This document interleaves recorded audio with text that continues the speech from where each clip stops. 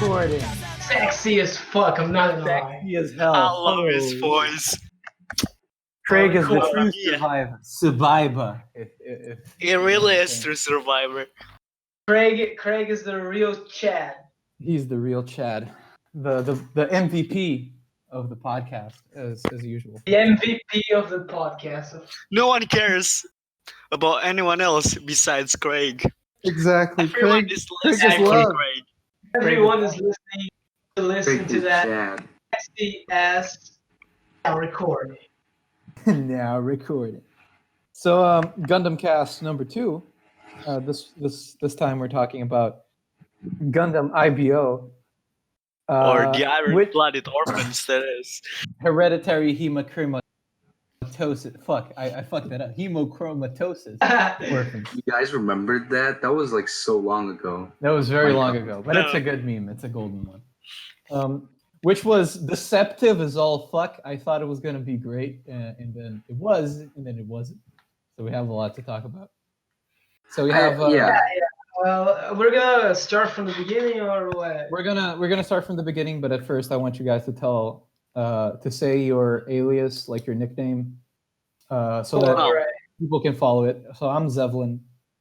You can call me Void or Hunter, I guess.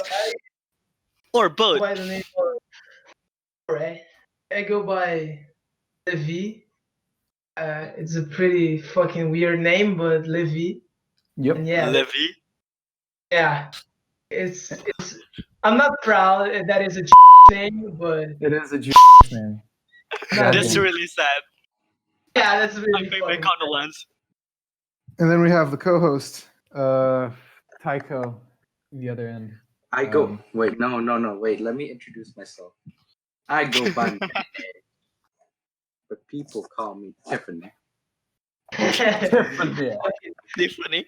Fucking- Like, oh wow, that's a very manly name. It is It's really a not- manly name. It's a It's girl. Trust me, guys. You don't want to listen to my 8th grade nickname. I was literally called Tina the dinosaur. for some reason. Oh god. That was beautiful. You know man. worse It only- Tiffany? Oh Jesus. No, it's way better. What do you mean? No, it's way worse. Tiffany is at least like very manly because of the of the. At Tiffany is least very Tiffany manly. is a real name, right? Like, Oh man, that stuff never ceases to amaze me. So we're talking IBO today, and this is gonna be a little more organized than last time's podcast, where we just kind of went over different topics in a piecemeal fashion. This time we actually have a game plan. Yes. Like you guys have a game plan. I'm not. professional, Yeah, man. you- We're professional.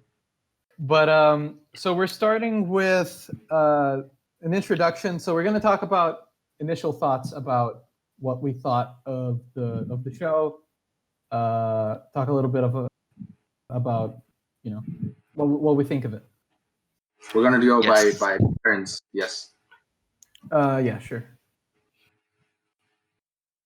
I mean, pretty. Who's gonna start? Oh yeah. Also,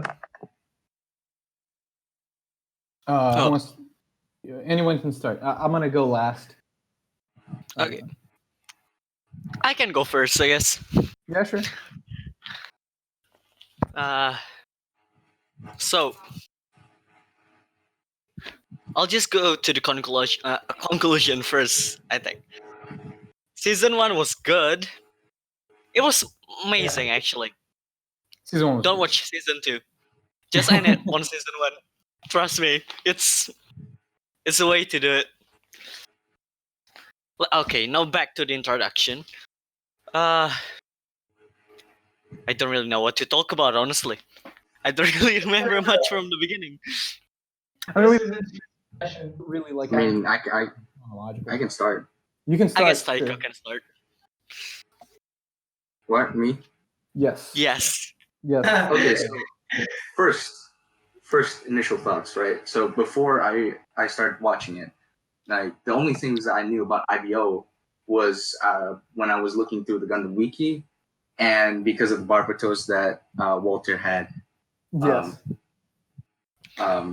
and that's pretty much it. And also the only thing I can remember, it's basically Gundam, but with Smash Melee.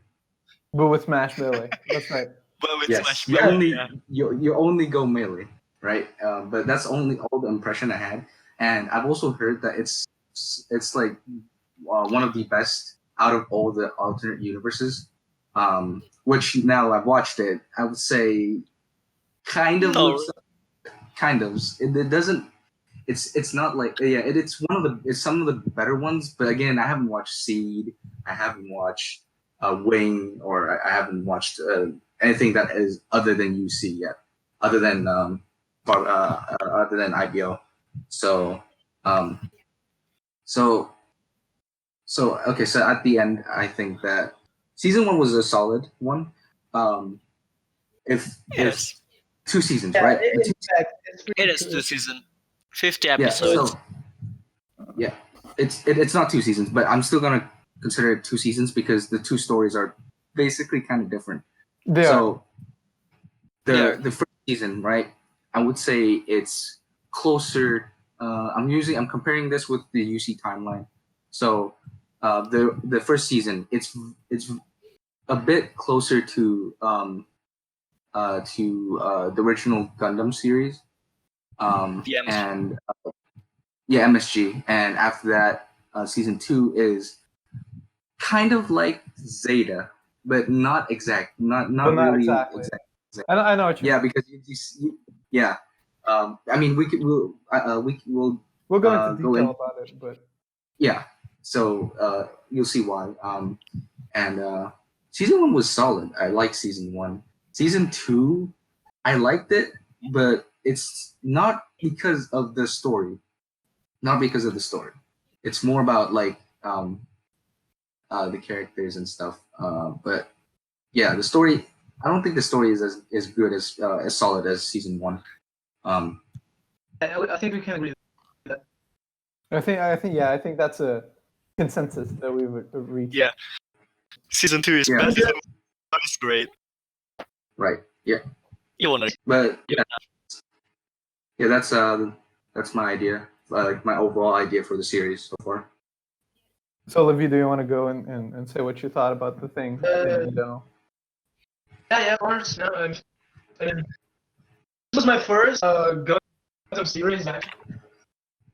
I did not know a literal shit about the series before watching Idol. I just know that it was like a bunch of robots. Actually, I didn't know shit. And I was really impressed, actually, because the first season is indeed fucking solid as fuck. I mean, it has nice characters. It has a nice story. Although it's kind of some in some parts. I mean, it's overall pretty good for a shonen anime. Then the season 2 came, and I just got fucking sad. I mean, Yeah, It's like Yes. Sad. it is sad. it's starting in the pranks again. It's episode 19 again. It's episode. no. 19. oh yeah. It's episode 18. Levy, your audio is cutting a bit. Maybe you'll want to try doing something about that. But Yeah, I'm actually trying to go to another location here, but I don't know. Is it better now? I think it is. Alright, so the series has like this weird theme, like polygamy and so on and so forth, but I don't think it's really accurate in the season 1 because they have I don't know common sense. But this isn't true. They just have it to your face. Fuck it. you completely Yes, lose their grasp on reality. It's fucking sad. Once you reach season 2, it is everywhere. It is everywhere. You can't escape it. And it's really more about, I don't know, some kind of twisted fan service than really story. So Yep. yeah, I'm not really a fan of the season 2. But yeah, that's my overview on the series as a whole. I'll I think it was a pretty good introduction to Gundam. yeah. Actually, we can go back to me. My first experience with Gundam was Build Fighters Try. No. Yes, I know, right? Yay! I know. I feel bad for Bravo. myself. Okay. So for me, IBO's story was amazing because before IBO, I only watched Build Fighters and then the first episode of Origin. So when I watched IBO, I was overwhelmed. This shit is actually good. Exactly. And after Excuse that, I me? started watching other Gundam shows that are actually good. The first You should- the first season of IBO really is a good taste of the idea of Gundam being like a serious political I feel like game. it's a good exactly, yeah. a good starter for new beginners to the old gunpla thingy. Yeah. I mean, for what You're all Bill told me, is like the basic thing about geopolitical stuff and robots in there. Yeah, exactly. Well, That introduces the idea that Gundam is a more kind of like Yeah. global politics oriented kind Very, of show. very political. IBO is not really political, so if you're just a casual watcher, you can go straight into it. Yeah, exactly. Unlike most it has shows. how and DC Gundam is the very Gundam's political. designs are amazing. So It looks you pretty can good. start. They are pretty good. gunplas too. The high grades are pretty cheap for the IBO series, so you can go from there as well. I feel like Sunrise Bandai was really looking at making this show a solid introduction series, which I guess they succeeded in the first season.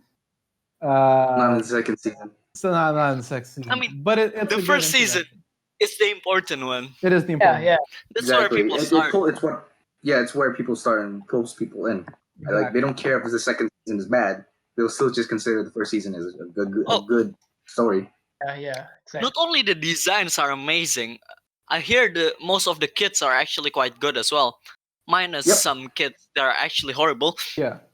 Like The high grade line is very well reputed. The master grade Barbatos has a reputation for being the best master grade. But yes, the it's 1/100 actually no beautiful. scale ones are the no grades are questionable. I've heard. And the high res is I don't bad. own I hear. any of them. Yeah, the high res. Because I think it was the first high res ever available, so it was really bad. Yeah, I think so. They had problems with engineering. Oh, the not great Barbatos Lupus Rex is decent though. Yeah. While I own only the high grade Barbatos, I can attest that it's a very solid kit that holds together very well. Doesn't have many issues. The only problem with it, the mace is too heavy for the arm. It is, but that's easily. Wait until you get to, your hands on the full armor Gundam. That thing is the best balancing engineering design. It's a question, of it's a starter kit. And it's a shame that it requires reinforcement and whatever, but you can. It's not that difficult. Yeah. To Actually, if you have a stand, the Barbatos 6 form was one of my first. I think my brother bought it for me, even though I didn't ask, and so I had it for a really long time. I didn't know what was it about. I thought the design was really weird at the time, but no, looking at the anime and actually looking at it in detail, it's actually amazing. Exactly, it's interesting. The design of Barbatos is really one of the highlights of this series. Yep. Yes, it is actually beautiful. Barbatos is in fact very memorable, and I appreciate that because then you have stuff in Gundam shows where sometimes the designs of the main characters Gundam just don't really feel that they're up to par. I don't know. It's it's interesting. But I feel like the grunts in this anime is quite lacking compared to other grunts in other Gundam shows. I don't know, man. The Shidens are... I don't really like it. But we'll get there eventually. Before we move on to that part of our discussion, I wanted to kind of kill off the introduction section with my own idea of what it's like from perhaps the more experienced point of view, Gundam related, of everyone here. I feel like IBO first season has the distinction of being one of the best. I agree with popular opinion. It is one of the best AUs of Gundam. It's miles better than Seed. And I think that for that, it deserves some recognition. I do agree that it's a simpler plot that's removed from politics a bit. So it should be easier for people with small attention spans to follow. I feel like the characters in the first Which is the season kids. are all exactly the kids. I feel like Yes. the characters in the first season are they're very memorable. They're interesting. McGillis is a genius guy. It's a great Char clone. We're gonna be talking about him in The detail Garma later. clone as well. I like the Garma clone as well. Yes, Galileo. Yeah, the Garma His mechanic with Galileo is awesome. Actually, can I say something?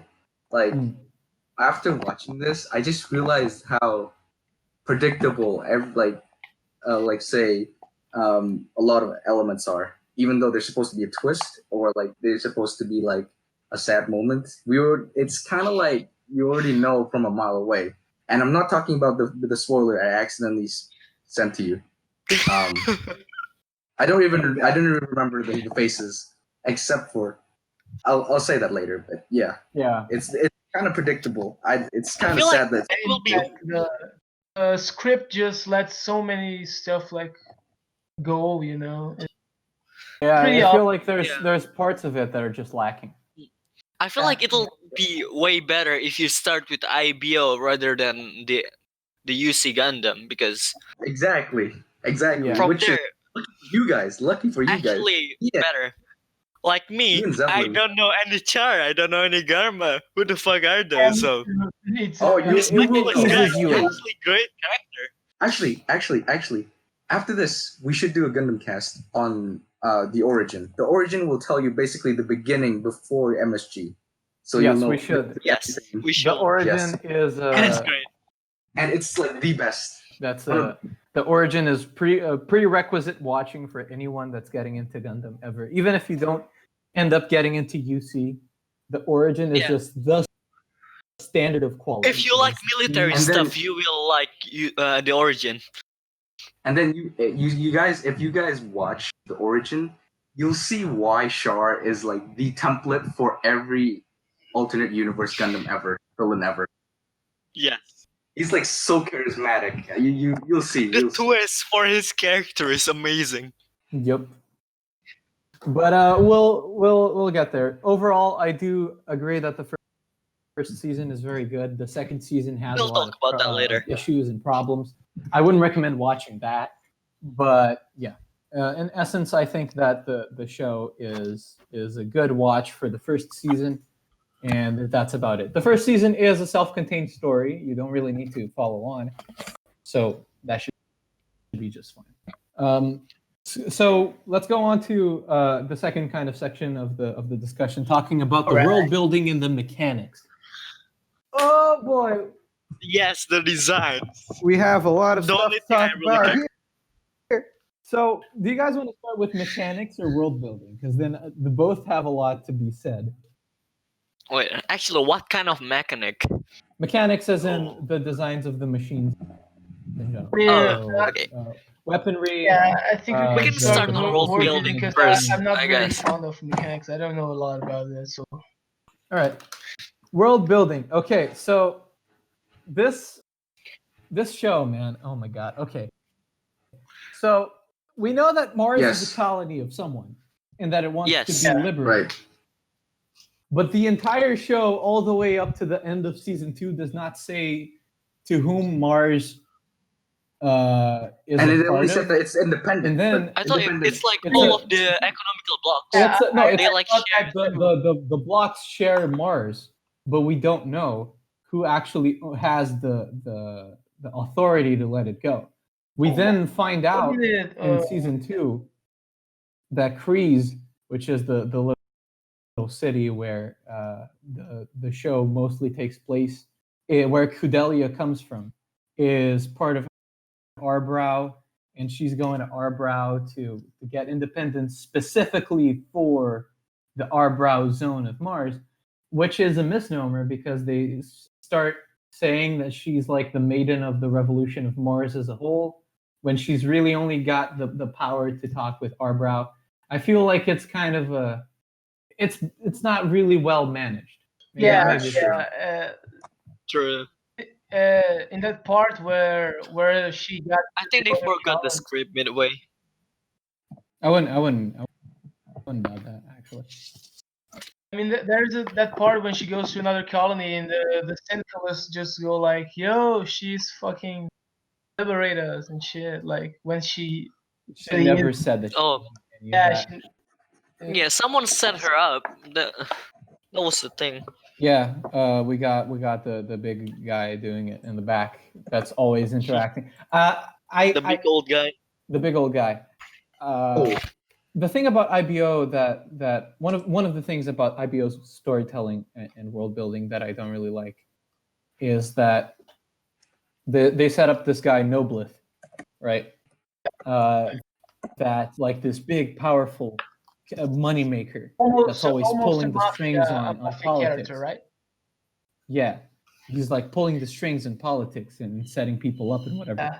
But they never say how he got that power and why he specifically is such a strong political Yeah, figure. they never. Yeah, it was never explained. explained. He's just there. He's just Just there. there as like, It's like, he's They like don't say where he's from, if he's aligned to anyone, how he got his money. They don't even really go into detail about who he is. I think he's just there to make the It's plot. more conjecture. We only see him in his room and in a fucking restroom. Yeah. Yes. We only see him in two states, clothed and naked. Yeah. yeah. Oh yeah. And the bedhouse. How the fuck does this guy have the power from Earth to send a maid to space to take care of Kudelia for like 10 years of her life? How the fuck does he do that? Did he buy her off halfway through the show? We don't know, and that's a problem of storytelling. I feel like it's world building that's weak, and that shouldn't be this weak since it's such an important and part of the story. Kudelia parents doesn't really make sense either. Yeah, they don't show up at all. Not much, anyways. They show up for 2 episodes. Her dad show up like twice or something, and Yeah, they he's did gone. show up twice for the first episode, and the episode where Kudelia leaves. But then that was the end of that. You know, they don't really have an impact on the story at all. Mhm. When they were baiting in the first season in some character development dialogue scenes where it was implied that Kudelia's parents were evil, or they were against her revolution, and that they were going to be they were going to be trouble, but it never came up again, and I just feel like it was a waste of opportunity. Shitty. Yeah, it was pretty shitty. I thought they had some. The only thing was the dad sell her to Gallerhorn, but that's it. But that's it. Yeah, they kind of switched the villain to The big noblest guy. They just Yeah. switched from him to Galahorn and then back. So it's just fucking. It's The economic blocks make no fucking okay, yeah, sense. I was gonna say this. Oh yes. Why won't Africa controls Europe? that's Yes. the biggest. Why? I swear to God, when I saw that on my television, I just fucking laughed. I laughed so hard. The U.S. actually managed to take over South America, which makes no sense. But not Canada. Also, Canada. Oh, that, They lost Alaska and Canada to Russia. What the fuck? the guy who runs Russia is actually a Japanese man. Yes, that doesn't make Exactly, sense. and- The Chinese, Japanese, and Koreans and Australians are in the same economic bloc called the Oceanian Oceanian Federation. Federation. How the fuck is Oceania. It's just fucked up, man. It's just not correct. I like how they just swept that under the rug, just saying that Galahorn made everyone friends or some shit like that. Oh, and why is Sydney gone in this timeline? Exactly. Exactly. Why do they That have doesn't the make colony sense. drop if there is no colony drop? You know. It doesn't make no fucking sense. That big old hole. Did Tekkadan drop a colony on Earth before the show began, and then they just went on with it? Like, I don't Never. know. I don't know, man. Gallarhorn for the first part of the show, it doesn't. They don't really explain how it works or what are its limits or how it functions to It's pretty confusing. to really Confused at the restrain beginning. the work of the economic blocks. I was scared that they were just not going to explain it at all.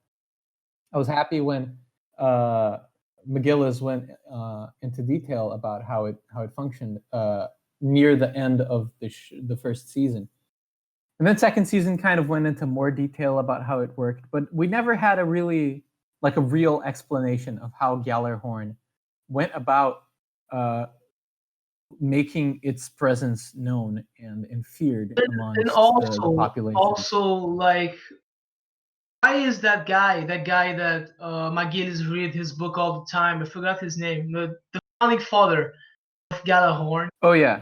Why is he not a member of the Seven Stars? Like, I don't get it.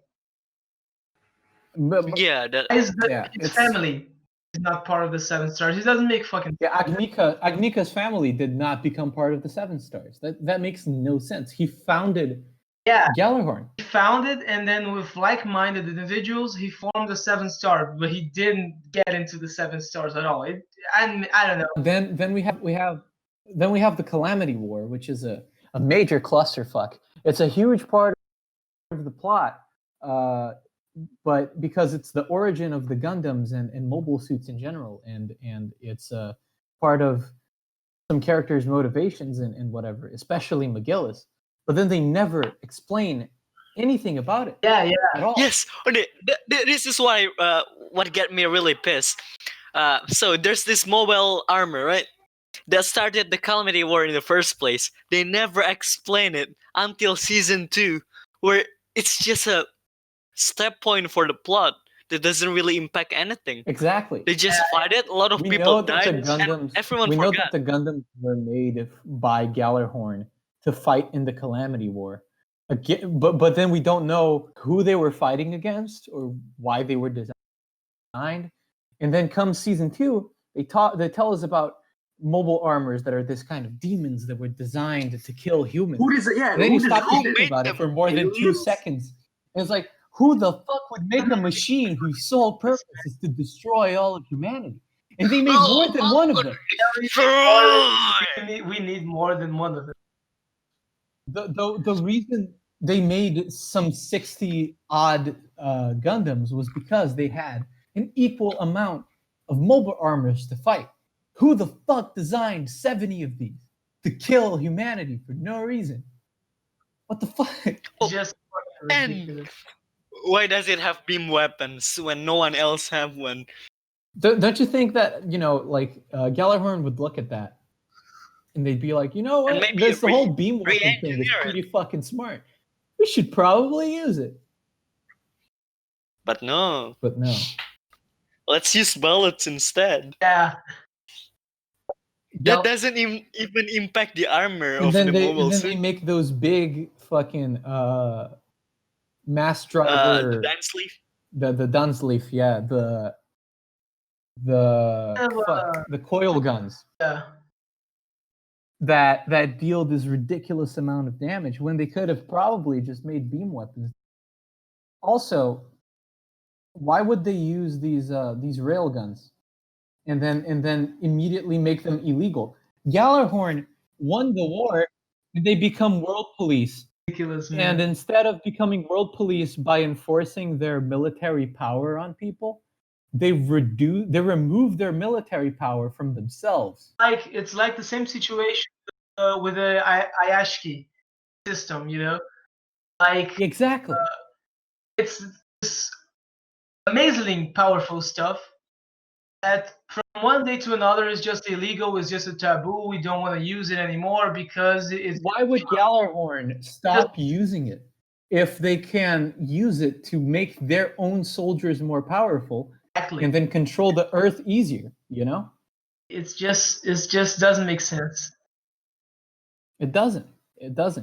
Especially when you consider, according to season 2 itself, that not only Hashmal but other mobile armors are still alive, just hidden. And they Yes, created and that they're just order of, underground. And they just They created that order of knights just for people who defeat mobile armors, so it must have been common. no. Yeah, the Dunsleif must have been used more times because it's the only thing that can defeat one of these, right?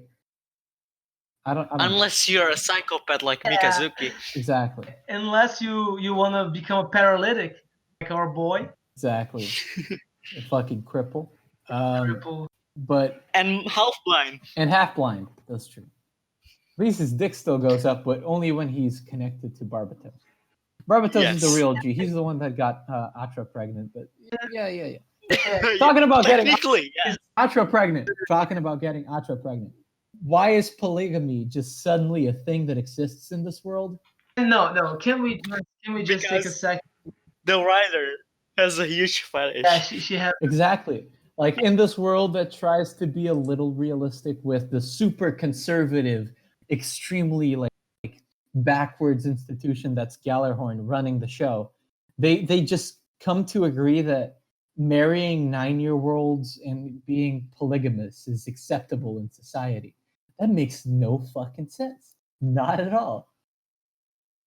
And like when our boy Nazi just said that his wives were like daughters to him. Oh, What no. the fuck was that?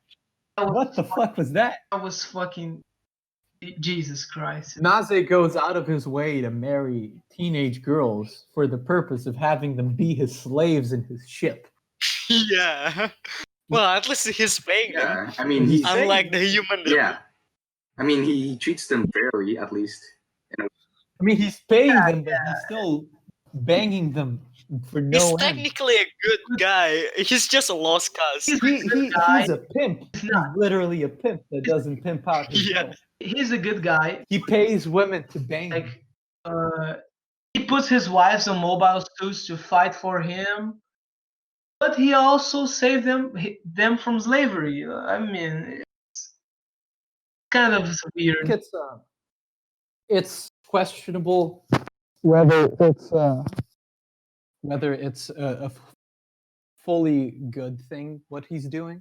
While he's taking them away from prostitution and slavery, he's still doing it for sexual favors and having them become soldiers, which threatens their lives. And most of them end up being stuck in the ship taking care of children anyway. So, you know. Yeah, it's pretty fucked. It's pretty fucked. It's pretty fucked. It's not like completely fucked, I think- but it's still pretty fucked. I Actually, think that you guys reminded me.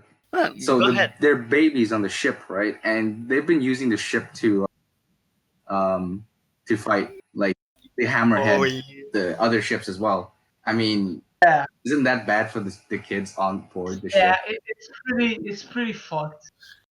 That's Yeah, really you're putting dangerous. not Naze combatants just leaves his on- kids in the space. Why the fuck is he getting all these girls inside of the ship when they could just be in the space station or literally anywhere else doing what they want to do? Yeah. Yeah, You know, Instead, they're forced to smuggle illegal it's shit like, for the mafia it's group. slavery, but not. You know, with extra steps. With extra yeah, steps. it's slavery, but With extra It's like, okay, girls, I'm gonna take you away from prostitution and slavery, and then I'm gonna feed you on drug money. Yes. Yes. yes. Yes. I'm gonna drug. I'm gonna seal the drugs.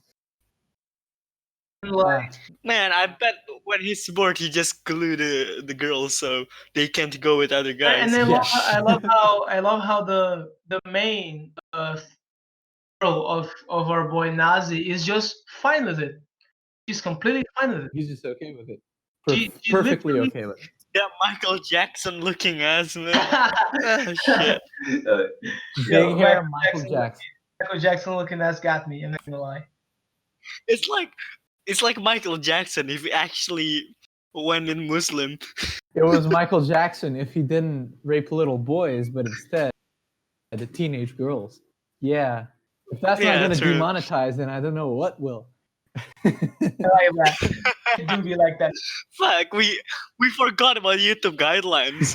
Who gives a fuck about YouTube guidelines anyway? Yeah, who gives a fuck? I mean, we're not putting ads. Who Exactly. gives a fuck about it? I mean, we literally are expecting to get money from this. I don't think so. I mean, I don't think so. I don't think so. I mean, who actually watches? yeah. That's a great question. That's a great question. Actually, whoever is watching this right now, just put in the comments. Mikadzuki is a fucking chat, and then you have our love. Exactly. You'll get shouted Atra out is a next retarded episode. simp. Yeah, Whenever or that comes out. you put in there, Atra is fucking retarded, and you have our love. Yes. She's a retarded simp. Atra is a retarded simp. I'll make a shirt saying She's that. still cute though. She is a peculiar. She's a waifu material. I mean, But I think She's a retarded. we've railed on the world building enough. I feel like some positive things about the world building are that, Gjallarhorn is scary. It's a threat. It's everywhere. It's looking at everything except for Mars, which is the shit end of the universe where What about the other planets though? They don't really talk Yeah, about that's it. true. That's true. there's a space station in Jupiter. Actually, they mentioned Jupiter. Yeah, but only They Jupiter. mentioned Jupiter a couple of times, but like they don't get really in what's happening in there. Just Well, I feel like what they meant to do with Gjallarhorn not being on Mars is that it's like Naze's main wife said that it's a backwater in the middle of nowhere that produces nothing. Everyone is poor. It's lawless because they just don't care about it as much as they do about Earth. It's so decentralized. It has little support. It's only really a strip mine for the powers back on Earth. Right? It's biofuel. getting exploited. Exactly. So they And they're full don't child really need to soldiers. think about it. Exactly. As long as Mars delivers on their commodities, it's not really the concern of Gjallarhorn. that kind of makes sense. That kind of makes sense. Although I feel like I think it's a major security flaw, it still makes sense. It is. It still makes sense. Jupiter was not touched upon at all, so I'm not going to talk about it. I feel like that's a flaw that Yeah, they it never is a major flaw. did anything with it. I also think it's kind of sad that it's the first time Jupiter shows up in a Gundam show and nothing happens with it. Exactly. Yeah, Uh, it doesn't even have screen time. It just mentioned like twice. Yeah, it just exists somewhere, we're told. it just exists somewhere. Yeah. Maybe they mention it in the manga. Yeah, Who knows? maybe. I haven't read it. Yeah, me too. I haven't. Another good thing about the world building is that they actually go ahead in season 2 to demonstrate that the different economic blocks have conflicts among themselves, and that That Gjallarhorn war, doesn't that really get little war, that little war. Yeah, Oh, Although, that war was retarded. I hate it. that war was dumb, although but it it was showed that they pretty, have personality. although it was pretty This like is- whatever that bearded dude. I mean, that mercenary. He doesn't. He just is fucking retarded. I mean, why does he exist? I hate that arc of the story. He's not. He literally only existed to get Takaki fired And kill Aston. in Kill What Aston, did exactly. Aston have to get killed? I mean, Jesus Christ. But They still, did that whole like story about him being like a brother to Takaki and his sister, and then he dies. Fuck it. And he fuck it. And he got killed by McGillis. That's fucking I sad. know. Man, they And almost Takaki killed doesn't McGillis care. because Takaki is a shit manager. exactly. Yeah. Dude, that Man, imagine if he actually killed McGillis there. That would have been so stupid. I'm not gonna lie. This I mean, the story will end up better though. Tekkaden will not end up is getting true. destroyed. McGillis is not there. No, they would just die for another reason. I'm sure. Yes, they will.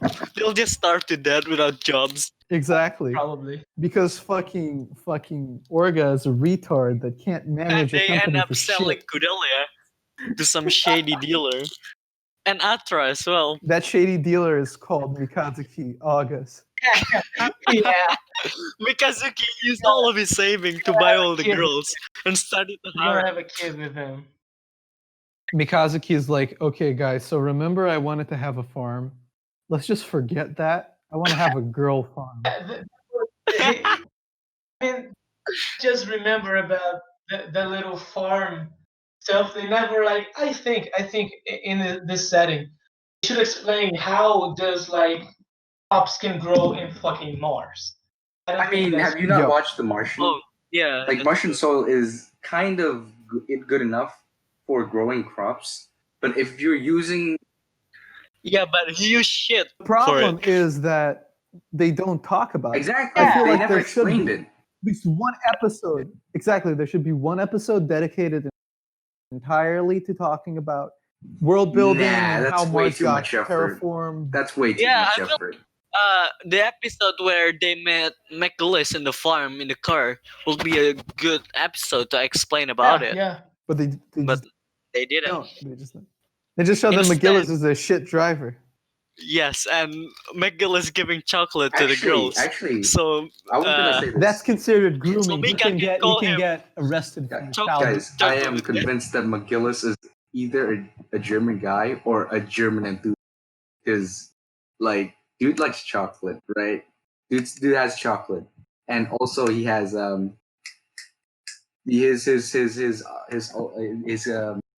his other identity, Montag. Really, he's Montag. Monday, And he's Aryan race. He's blue eyes and gold hair. dude.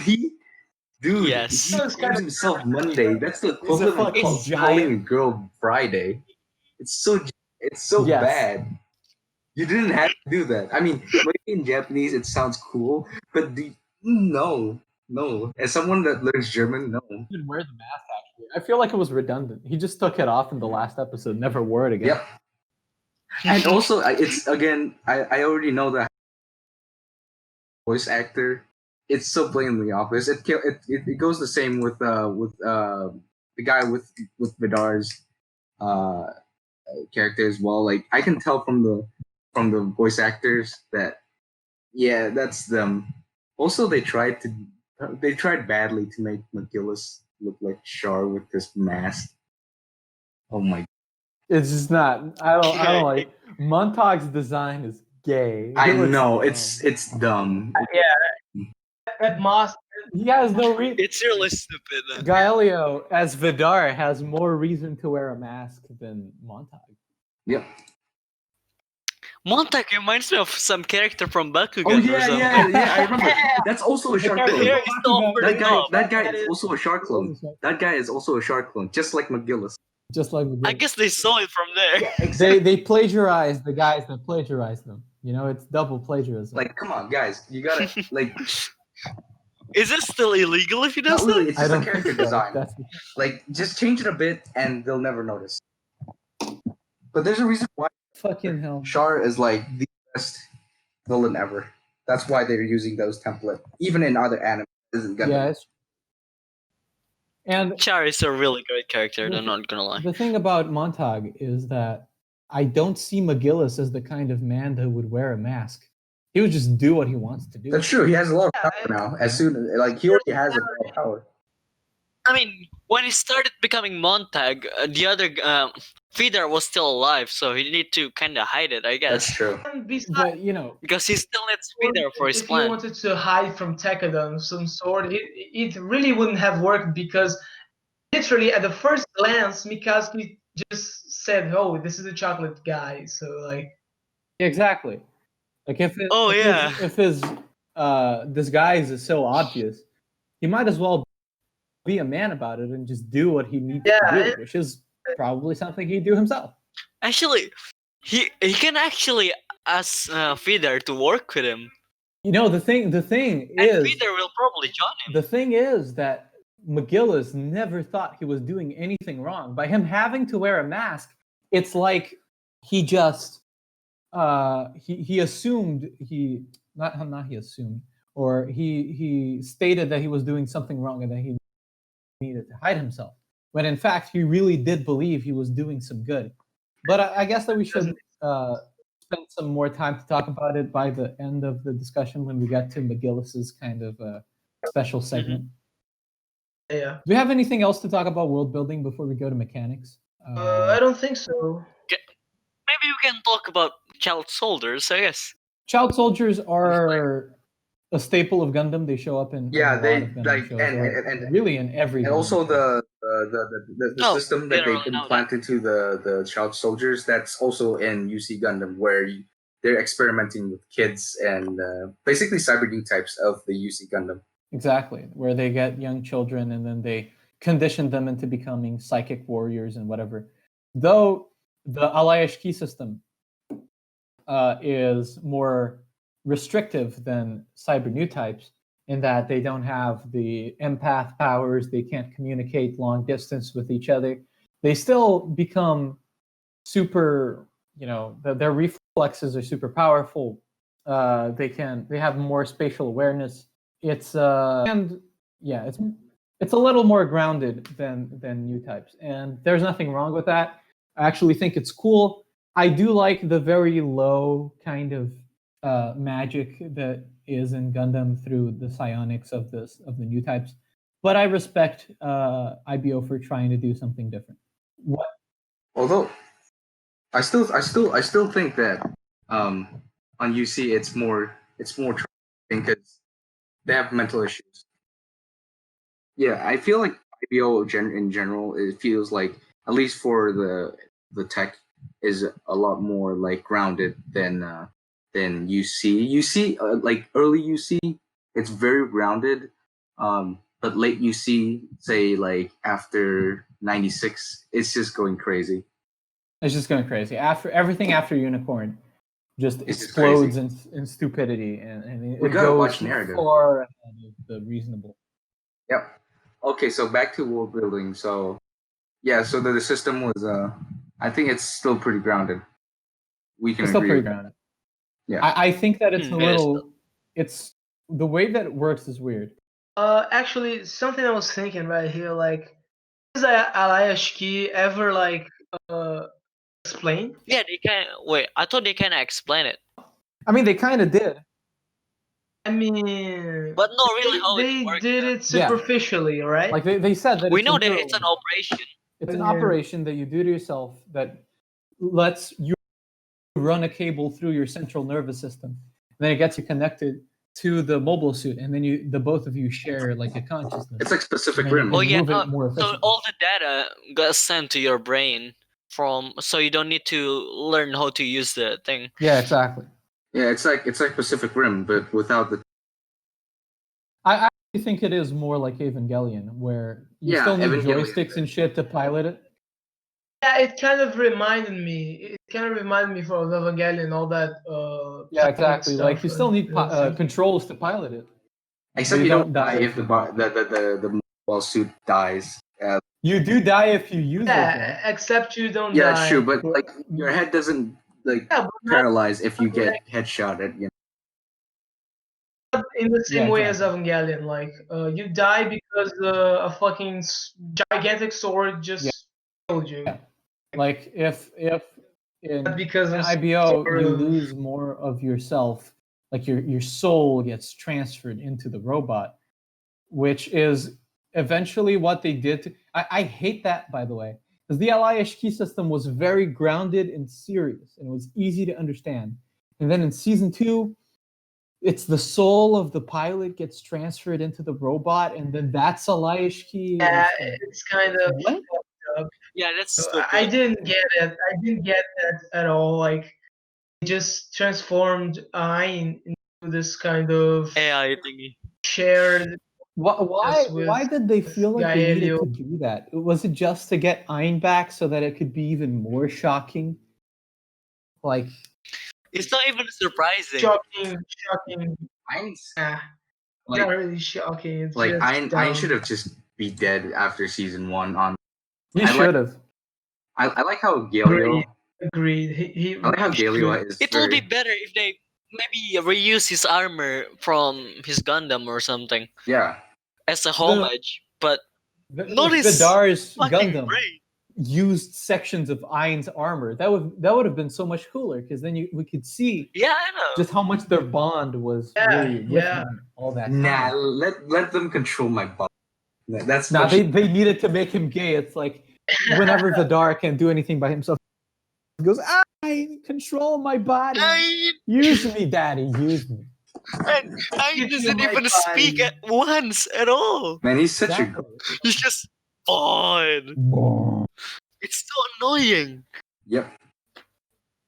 It's fucking annoying, and it doesn't make a whole lot of sense. I It You doesn't. destroyed my subordinate. You destroyed my journal. all your bases belong to us. All your bases belong to us. It's belong to us. Oh man, I think that cuts it. Yeah. there isn't really. We can go for the mechanics now. Okay, Yes, mobile the suit mechanics. design opinions. What do you guys think of the mobile suits of this show? Amazing. Its design is actually really Yeah, good. they're pretty fucking cool. It is. I like It looks practical, not too bulky, except some mobile suits like the original Gushon, Yeah, which is really thick. Like really, really thick. unabashed Like, Zaku like- clone. Gushin is I think that one is just restricted. like Honestly, like you think that it like getting more armor is better, but again, there's a reason why in the army you don't get like super suits because they restrict movement, right? And, Yes. and talking about restriction of movement, the original Gujon didn't have feet. It had these big fin things with thrusters on it. How the fuck does that work? They're trying to recreate the Neo Z. They're trying to recreate the Neo Yeah, I Zeon. think it's kind of like a space-only mobile suit. But Yeah. still, I mean, they're space pirates. you need to have it be landable just for the sake of maintenance. And that thing does not at all look stable. Plus, it's super heavy on the bottom. I don't know how that helps to make it fast, and especially considering that's just the true. amount of weight that it already has from the armor. No, don't call it weight. It's called, Good thing they rework it. it has a lot of mass. The new one is amazing. It has a lot of mass. It does not have a lot of weight. Okay, physics teacher. But no, like I mean, they do have gravity, but it's gravity for. It's still fairly light, but like it's just like it's still pretty heavy, quote unquote. I feel like it has a lot of cool ideas coming with practicality stuff. I love that the Gundams are super modular and they change based on almost every mission. Big deployment, just Yes. a completely different set of. Yeah, Powerful yeah. Barbatos has multiple forms. Like the sixth form has full armor. names. And they When he can get heavy pieces, fighting. get pieces from Also- each form and then they match them up based on the mission requirements. Yes. I know that it's a tactic to sell more toys, but from a practical standpoint, it's a great design decision. I like. And the good thing about the toys as well, they're all compatible with each other. So Yeah, exactly. if you want to mesh it, it's a good thing. It's to literally buy. fan service, but good fan Yeah, service. exactly. The thing I like. I Yes, think it's actually good fan service. the thing I like the most about the add-on toast was the I think it's like the hook on its back, which is attached to a string. But Oh Oh, yeah, the tail, tail huh? controls. the tail. yeah, so I like that most It's because interesting. it really resembles a lot for some stuff from the UC. Like first of all, it resembles for the monster thing that they actually had to attack, right? I think isn't that the one? I don't remember this correctly, but if is that the one that they took from the Yeah, monster? it is. All right. They took the tail from Hashmal. Yeah. Right. So because I like this because first of all, it looks like funnel and acts like funnels in Yeah, in, exactly. in UC, and it also functions kind of like the whip for the goof in that was used. Also in early UC.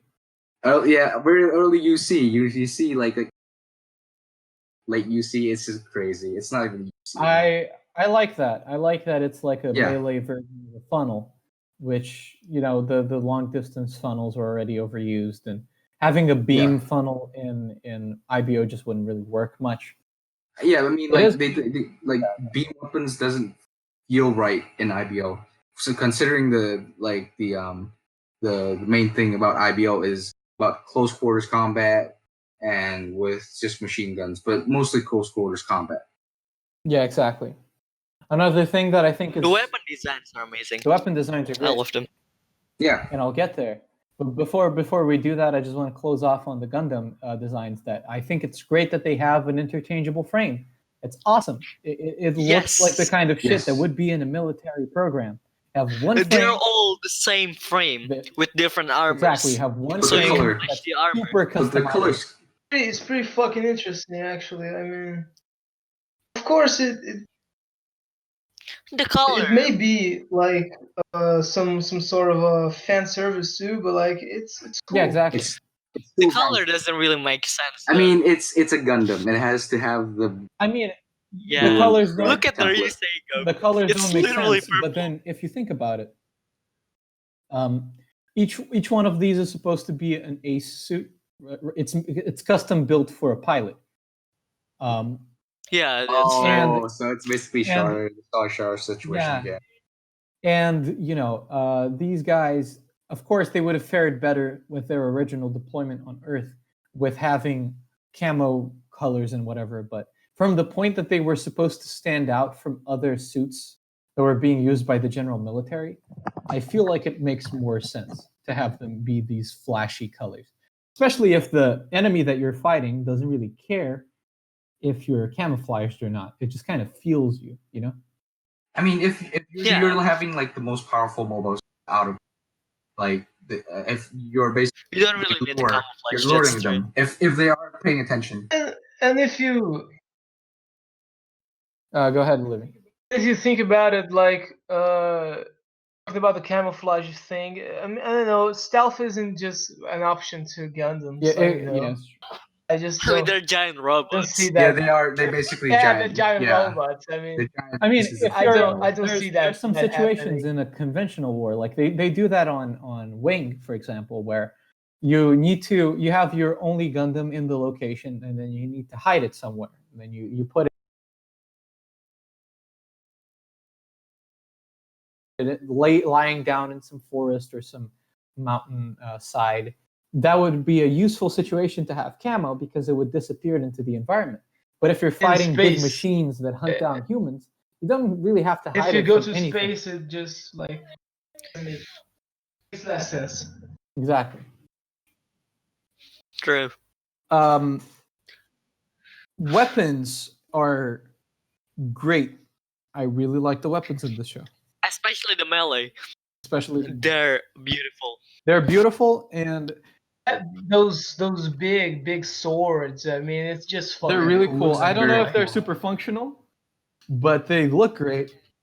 Yeah, But they look great. The giant It shouldn't scissors be the like- Gushon have. The giant Mm. scissors make literally no sense, but they're awesome. Oh, But it's the giant- amazing. the giant sea is just. It's just fucking cool. It just works. I It really just- like- Actually, the I love scissors, when he the killed Young scissors, with that.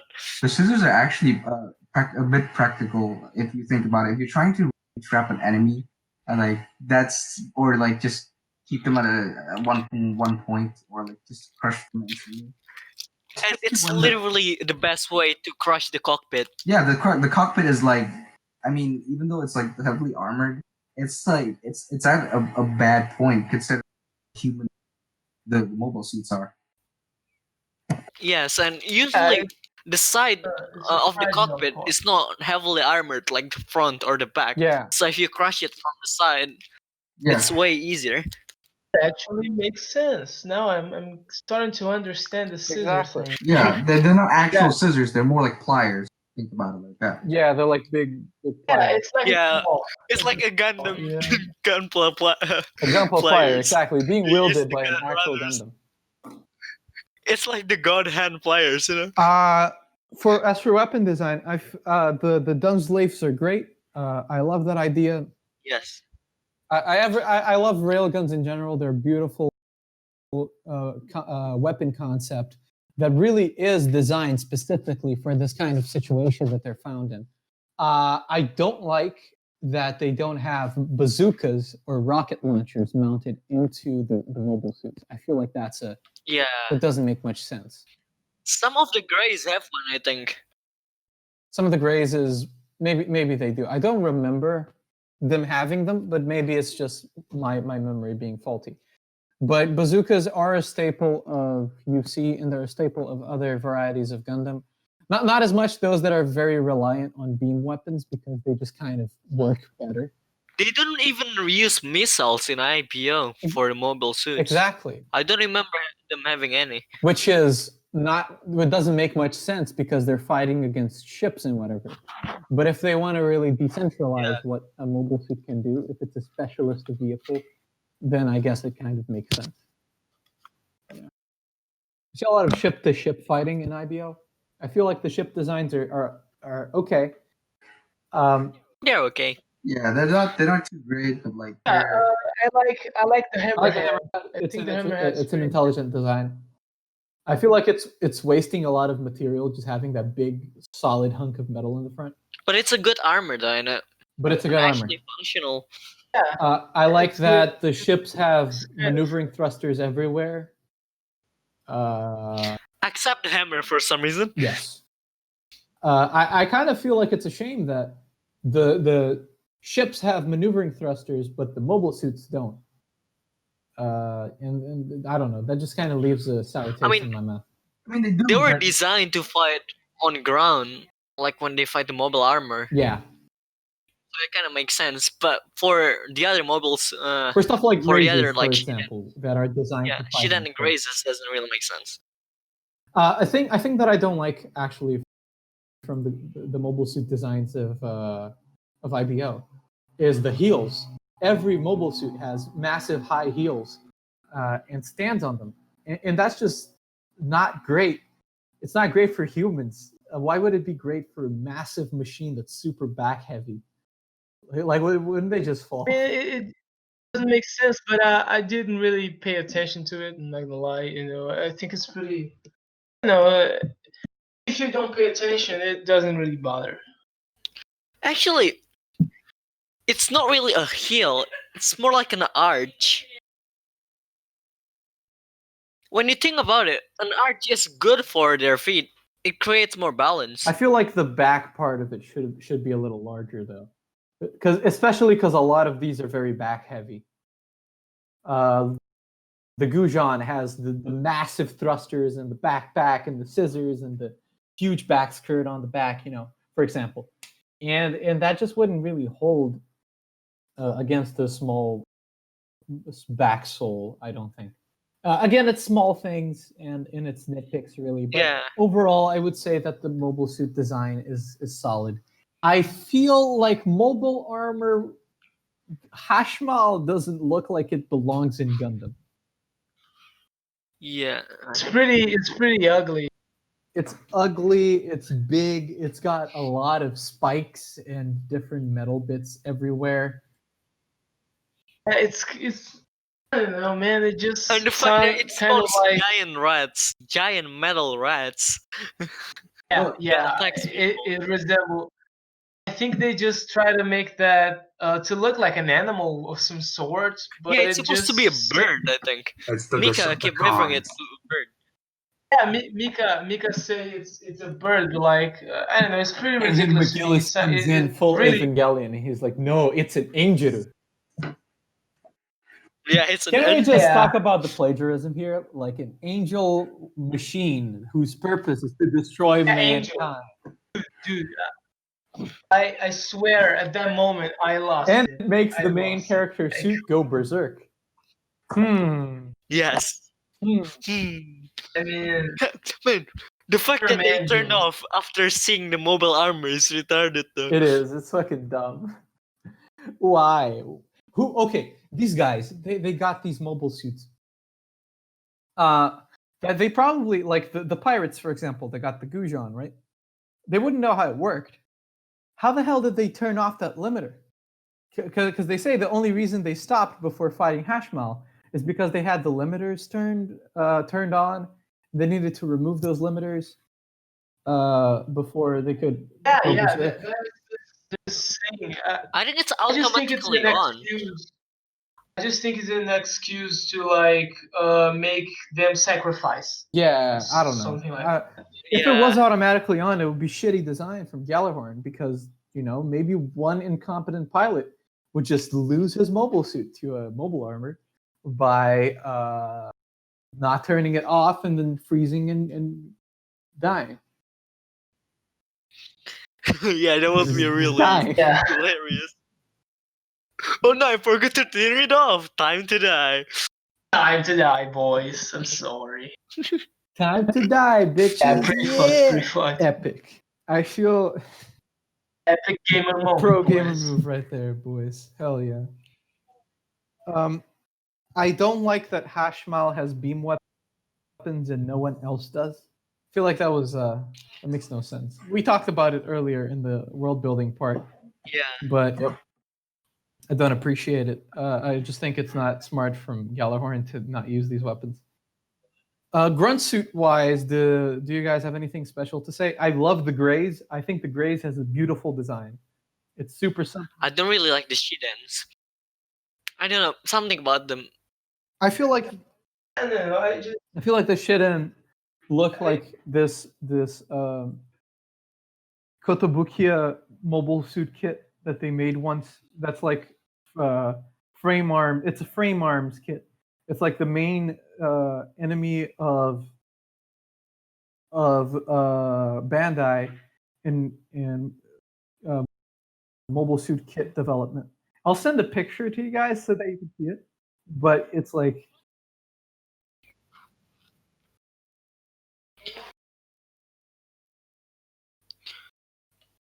So. Oh yeah, that is actually a legit copy. but I do think that from a purely, without taking into consideration plagiarism, which is something that we'll be talking about soon, on their own, the designs stand up well, especially second season's Shiden look like they're doing some, just a general great job of looking like their own thing. And they're simple, they're practical. I don't like that they're super, super weak. In the final few battles where the new Shiden is used, it's like they're nothing. But as far as I feel like- design goes, I feel like the think it's Shiden fine. is a shitty attempt to copy the gym. It kind of is, and it has the shield of the Zaku. I see a lot of repetition here of just recycling old designs. For example, with the Gujan, the original Gujan looking like a Zaku. We have the grays looks like a Leo from Gundam Wing. I don't know. It's weird. It's weird. I don't like it. I feel like they could have, even though the designs are good and well made, they're not original, and that just doesn't sit well with me. I don't like that. Grazes have really weird legs as well. They do have weird legs, but I do like their design. I feel like they're. It's like they're too forward. Yeah. It's weird. All the bodies are kind of on the back, but the leg is up front. I don't really like the Grazes design as well. The mobile suits are amazing, but the grunts are not. Yeah. Which is bad because like I think the pieces are pretty. I don't know. They're just they're so simple. Anyone want to talk about the massive AK-74 attached to most of the mobile workers that they use in the show? Oh yeah, the Spice A. Yeah. don't call it mobile workers. It's not even mobile. It's not working. Yeah, it I don't doesn't. get the name either. I mean, it doesn't make sense to be Mobile a workers worker. in UC make sense because they were actually workers. Yeah, before they were getting civilian military. used for. The civilian vehicles that were kind of appropriated for military use. Yeah, and then after that they based it on that. But it makes sense because it started from something purely for construction, and they thought that this design is a good design, and they just built it from that. But this isn't even used for working. Like all you do is just It's legit tanks. yeah, basically small tanks. Things Small with armored arms, cars that's it. with big AK-74s attached to them. Well, that's very Russian. They're like the gun tanks from UC. Why? They really couldn't give themselves the effort of designing a gun. Really? They had to just copy the AK-74. They could have just like make Just a a small tank. tank, like small, like a miniature tank, and people would still be like, you don't Exactly. need to make two guns. It would be the same thing, you know. It would have the same purpose. There's also and would be a lot Or something easier, just change their fucking name. exactly. Or in Yeah, the yeah. topic of Why did- copying things, the boarding weapons like the machine guns that the guys use to get into the other ships and that the syndicalists use in the colonies is literally a FAMAS. Yeah. Would you look at that? Would you Actually, look no, at that? it's not from us. Wait, it's a different gun. It actually is. No, wait. No, Actually it's is. this gun. It's I didn't an realize. F20 F2K. Wait, let me show you an image. This weapon. It's not it's not a FAMAS. It looks like a FAMAS. It's this weapon. Wait, that's like Yeah, a it really. It's like a buffer version of it's like a FAMAS. bastard It's like, child of a FAMAS and a P90. Yeah. This it's Yeah, but on the rail, if it had the FAMAS kind of handle, it would look exactly like the thing. I don't know. I felt it was I mean, they are just plain lazy at times. We know that looking at the fucking script, you know, looking Yeah. at the fucking those story, you know. the spider mobile workers that they used at the latter end of the first season. If any of you guys have ever watched Ghost in the Shell, they look like Tachikoma, which are these big also tanks that are also used for civilian work a lot of the time. oh And yeah, the cookies are starting to crumble, aren't they? Yeah. Yeah, it's not great. I mean, they could have put more effort into that, but like, I don't know, they just wanted to be. They just wanted to be fucking quick about it, you know. lazy. One question about the mobile workers. Why does the gunners doesn't have any protection? I have no idea. exactly. Yeah. Why did they? Why They're don't literally they just? standing I outside. don't know, It's child they side. don't have. Like, you can Why literally they get a don't just- sniper, like I a don't normal know. human sniper, and they'll just be dead right away.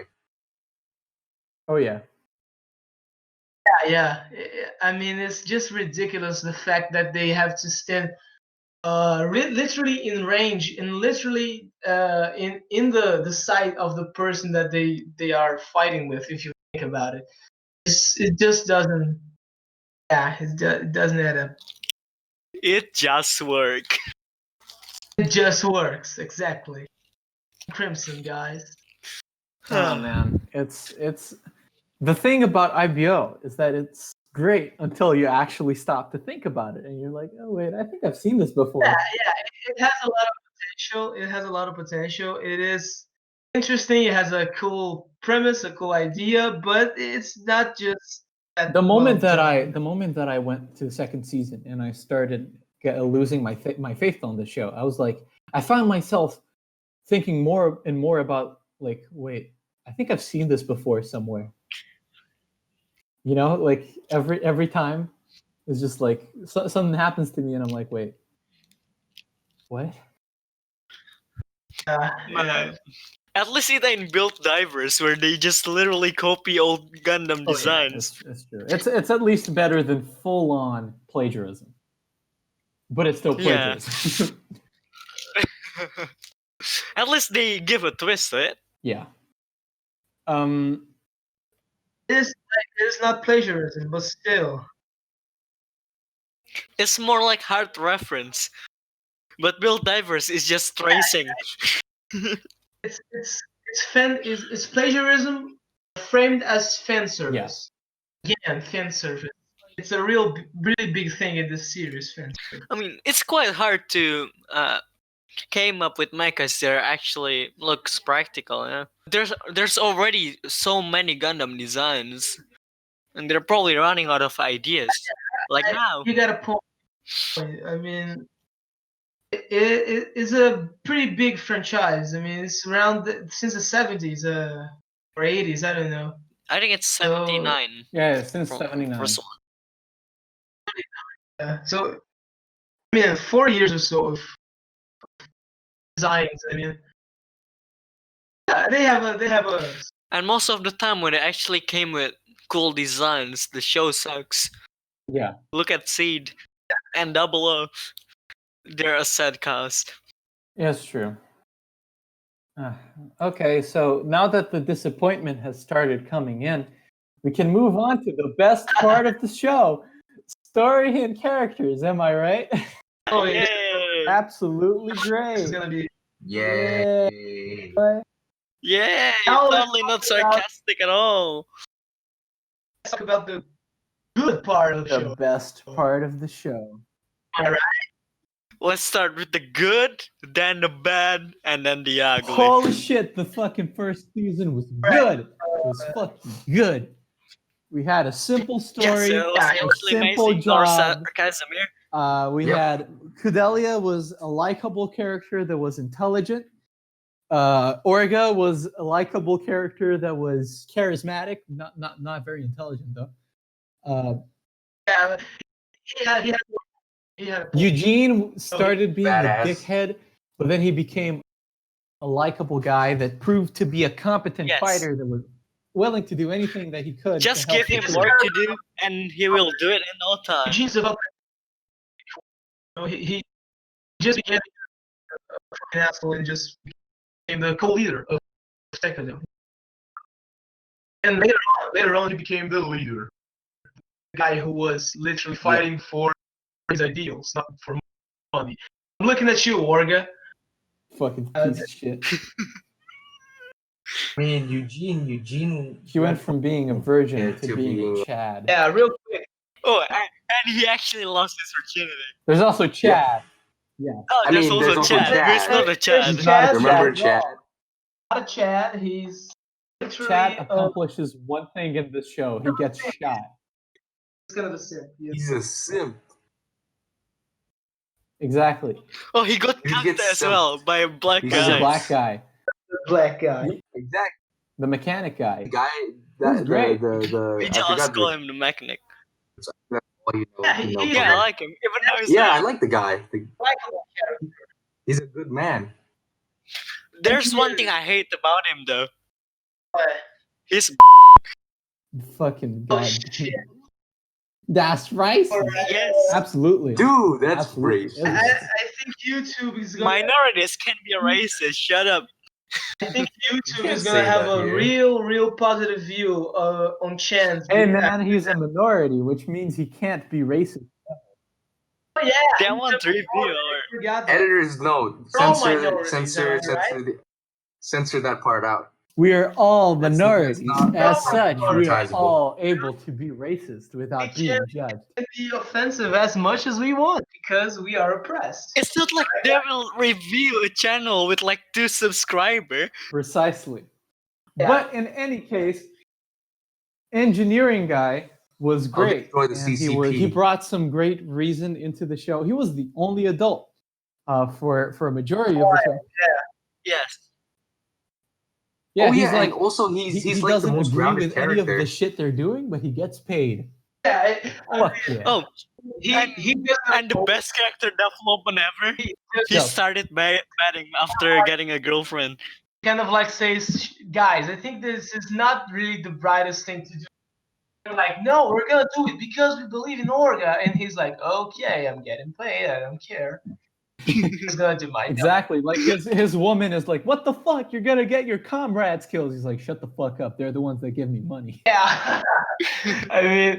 I sort of feel bad for Orga when she started dating the guy, the mentioned guy, because they had a thing going on. I think that I don't know, man. It just sounded like it was gonna happen.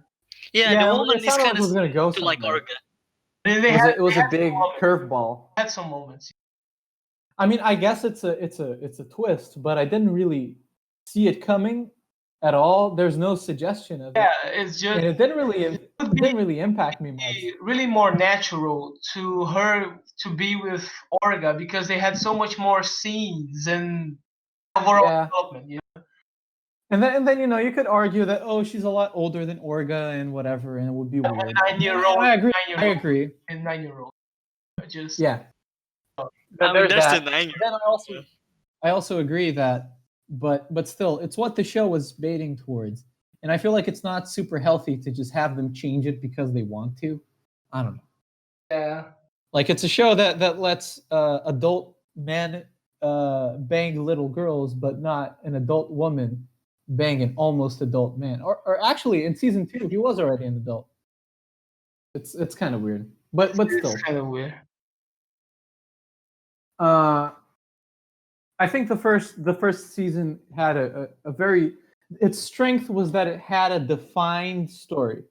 We had Yes, the goal is end clear. goal, and then it was all about how to get to that goal. We have Kudelia, and then we Yeah, have but to like- deliver Kudelia to the Minister of Arbra. After the first season, that's- what's the goal? And Jack shit. First Just- season, Jack shit, we first, don't know shit. first half of second season, we're gonna. What did they want? Nothing. I think they just didn't want to die. I mean, Wait, I forgot the Orga, first. Orga half was season. saying like Orga They were was saying prove like Fidelia. something about we're gonna become king of Mars, but like No, but that what is- was after. No, that was the latter half. That was the second half. Before that. The first half was the war between oh yeah, Oh yeah, the war. Oh, yeah. America and Russia, but why? Tekkadan was the defense force of Russia, but no one involved had anything to do with Tekkadan. I mean it was just Yeah. some sort of a It's just dumb, Tekkadan and a bunch of mercenaries fighting the other side I mean, all of a with sudden, no goal. no goal. Yeah, And no then, goal. okay. Galan wanted to use Tekkadan to take down McGillis. All right, it was a shit plan, and we didn't care. It's nothing to do with anyone. Like McGillis wasn't the main character yet. He became the main character by the second half of the second season. And how the fucking accountant managed to take over the fucking branch? Exactly. How the fuck did this guy that was not Yeah, man. an I old mean, veteran take over everyone? why do they believe this dude? They literally stage a let's say coup in CGS. Why couldn't they do a coup in this guy? I mean, it doesn't make Exactly. fucking sense. Doesn't make because any they- fucking sense. Just because they don't have a fucking psychopathic Mikadzuki doesn't mean they shouldn't like do something about it. Just Takaki is an experienced warrior. He shouldn't be fucking dumb. yeah. Like he got used and abused by CGS for years. He was human debris. Why the fuck does he not suspect at least once that this No. one accountant? Takaki is not a human debris. Aston is. Takaki is not. Oh yeah. But She got a he sister, was, he got a sister, but like he was a child soldier for CGS. I mean, I What mean, it yeah. feels to get used, and he should know by the time that this guy is looking over every financial account of the Earth branch that there's something a little wrong here. like it's just such a bad excuse. Like, oh, he is an adult. He knows these things. We don't because we're kids. I mean, it doesn't make fucking sense. It doesn't make fucking sense. It, Takaki has experience in the front lines. He should know when he's getting abused. Yeah. It's just awkward. I don't know. The moment they started asking, why are we fighting this war? What's the point of this? Doesn't this look weird? Is the moment where he should have called Orga and been like, Orga, this shit is weird as fuck. There's something afoot here. And Yeah. why do they actually, only have one form of communication?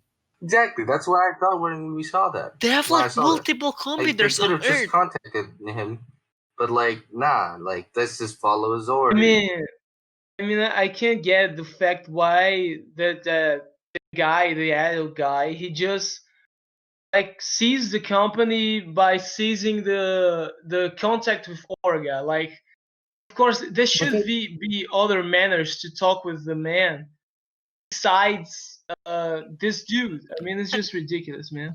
It's fucking stupid. And he's a nobody guy. He's a nobody. He's a fucking accountant. Why does Takaki think he has the authority to do anything like that? It doesn't make sense, man. In Why this is chat, Takaki talking to him? Really He should be the How? one talking to Takaki. How did Chad let this happen? How the fuck did Chad let this happen? It's true. Chad just what the fuck? Why? Why did Chad? Oh Jesus Christ! Chad is busy playing with the old The guy. guy named Chad is Chad. busy playing getting shot. Yeah, like that. You know, he's Playing with bullets, daddy. And he got fucking killed. Or not killed. They thought he died, is the important bit.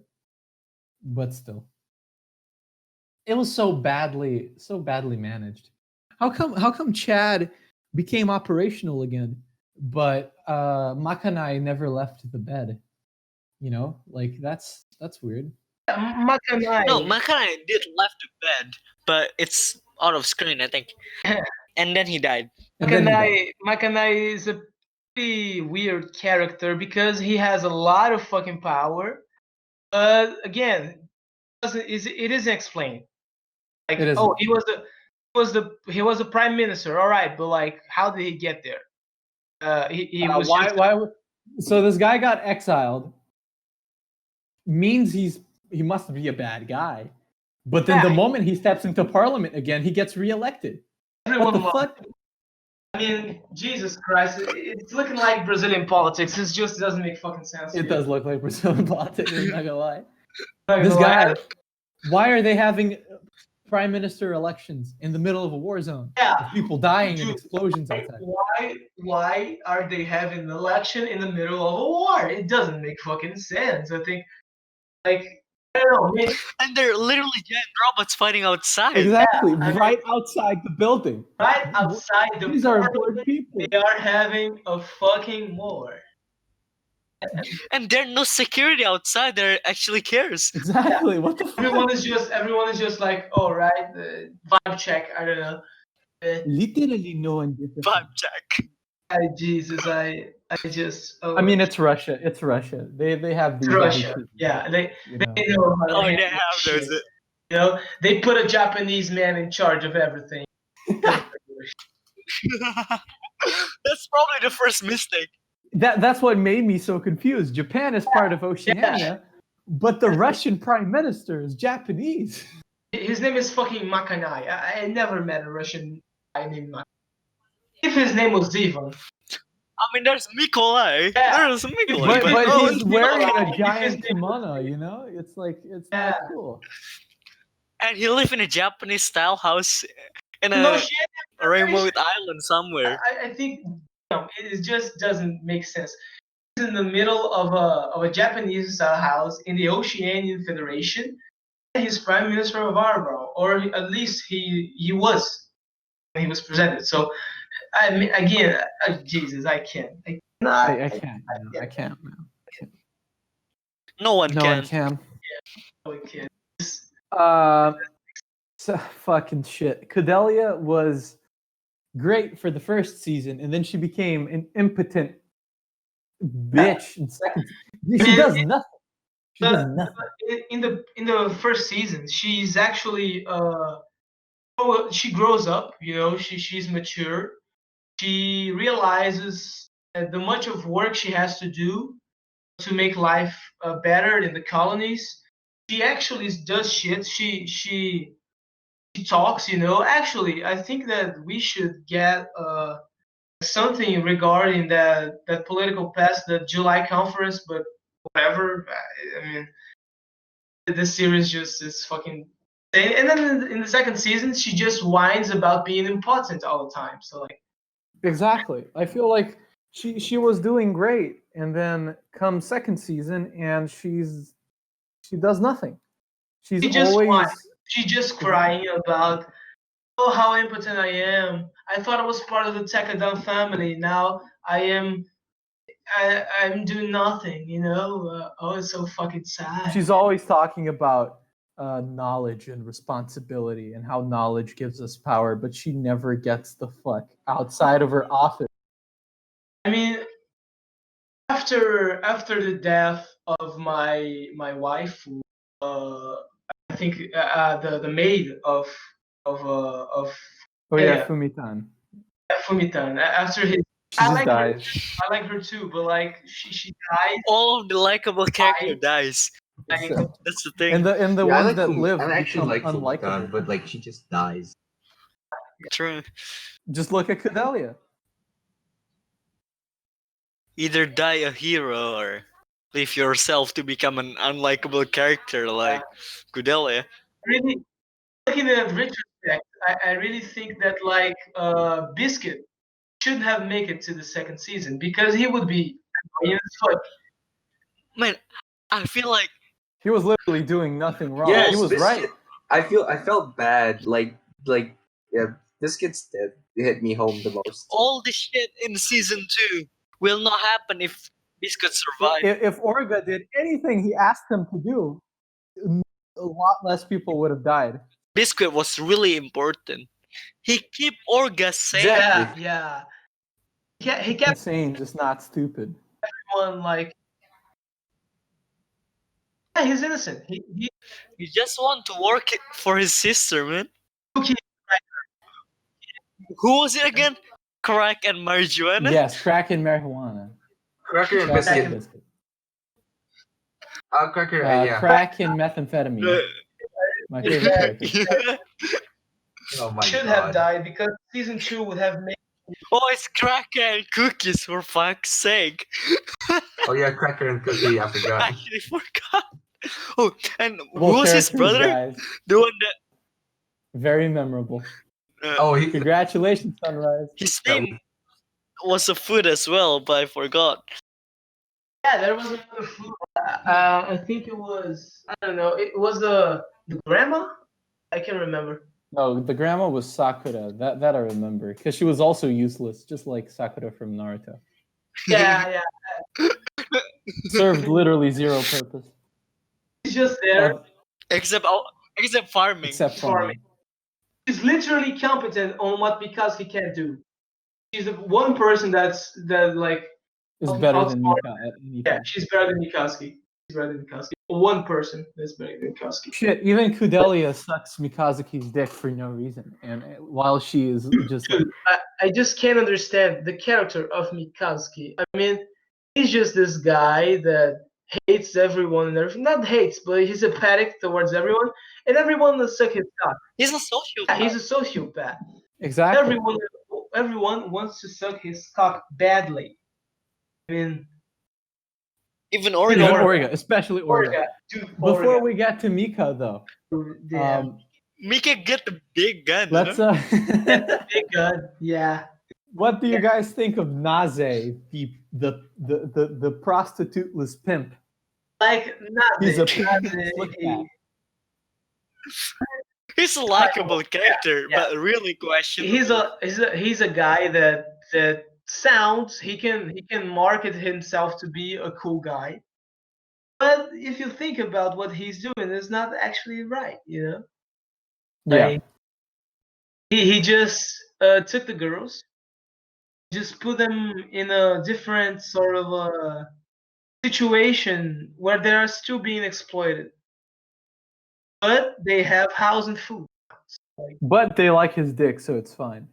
Yeah. I mean, just listen I mean, to at least Last he ain't an ugly bastard. I mean, think about the way he makes them dress.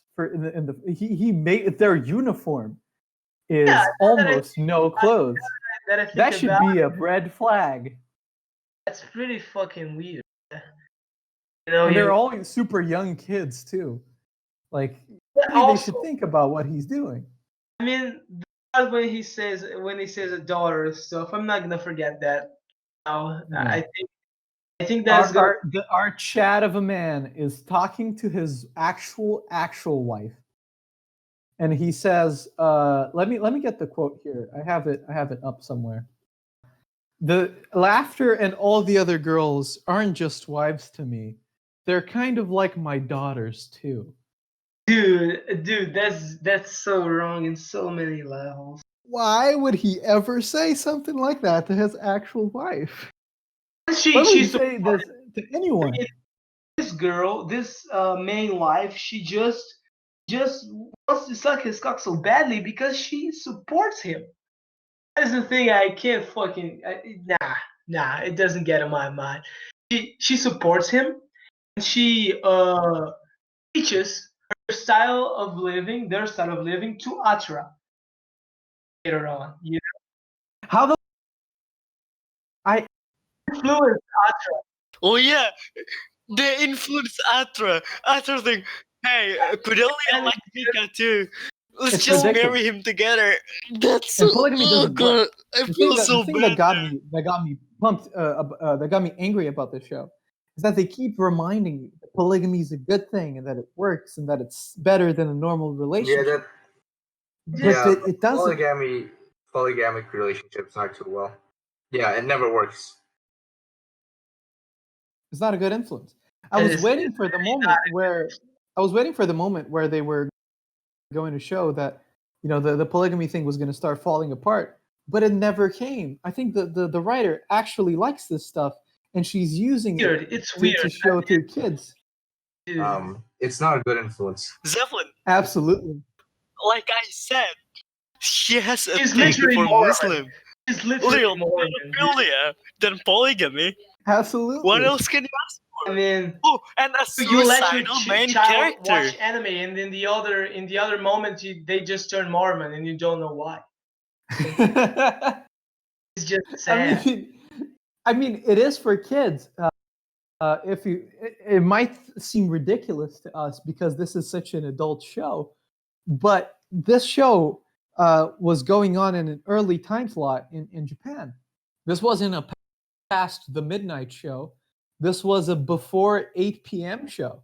Kids were watching this after school. Oh, I don't think It it's attracted really. attention. I think it was from maybe it was from The Guardian or it was from Fox News. I don't remember, because it was such a mature show that was screening in such an early time slot. Yeah, it's mature. It's really mature if you think about it. I mean, not if you think about it. Just the blood, the. I don't know, man. I don't know. Even the oils from the mobile suits look like blood. And that's a Yeah. first for Gundam. That never. Oh, It no, makes no, sense. no, no, that's not the first one. Have you not like it's? I mean, it's not the first for Gundam. Like, if you watched HMS Team, that part Oh where yeah, the just that's true. tank, that's like blood, literally blood. It's not the first time, but like it's more. It One of the occurs a few lot more. times. It was one of the few times. And a Yeah, mainline, it occurs a lot because more. the thing is, HMS Team could afford to do that because it was an OVA. It was direct to video. In television shows, this didn't really happen at all. And a lot of the television Gundam shows weren't nearly as bloody. I don't know. I feel like this shouldn't have been marketed as a kids show, or at least a teenage show. It's not really This is an adult show. You know. I think it's like suitable for 15 or above.